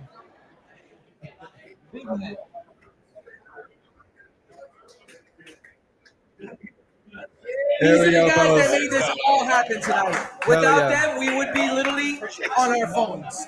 Well, you would be on your phone because Joe Robbie doesn't own a laptop. I don't care how much money Joe Robbie makes. I'm old school. What a time, boys. Yeah. Hey, and also shout out to Brett. He's taking a picture right now. But Brett, let me know when the picture's done so I can bring you over here. Dude, yeah. Brett is the reason for the season. Brett hit me up on Twitter. He's seen the vision. He asked us to come and do this. Brother, and thank you. El Vecino's incredible. Hey, if you're in the downtown Miami area, come check us out. Love to have you. Cigars, premium liquor. Appreciate you guys coming tonight. This was super fun. I've been here for a lot of events. This is as the energy is as good as any event we've had. So Let's I go. appreciate you guys. Love that. And he's got Dan Levitard here, just so we're clear. Thank you. Hey, and don't forget to tip your bartenders. Tip the bartender. The drinks have been awesome. And don't forget to like and subscribe. Bobby's Head So. Hey, listen, I think it's crazy. I'm ready to 2.5 party, hours in. boys. We're ready to Thank you, love the time. we're gonna hit that downtown Miami. I'm dressed. The boys dressed me. Yeah, I'm let's ready go. to go, Before he baby. goes, he's got to drop an extra button. Yeah, One more button. Another button. Another You're button. in Miami going out. All the way down. Just take it off. Just take it off. There it is. Yeah, Now he's ready. Now he's ready. Now There he's we go. Hey, ready. Now he's listen. ready. We There love we go. you. We love all of you guys. Thank you so much for tuning in. This is unbelievable. The energy. Let's go. Let's go. All now right. it's time to get fucked up. It's time to go. Hey, and we're just getting started, baby. So much more to Hey, go. we're getting a dub on Sunday, by the way. Let's go, baby. And the prediction. Let's go. Hey, dive bar out. Fins up, baby.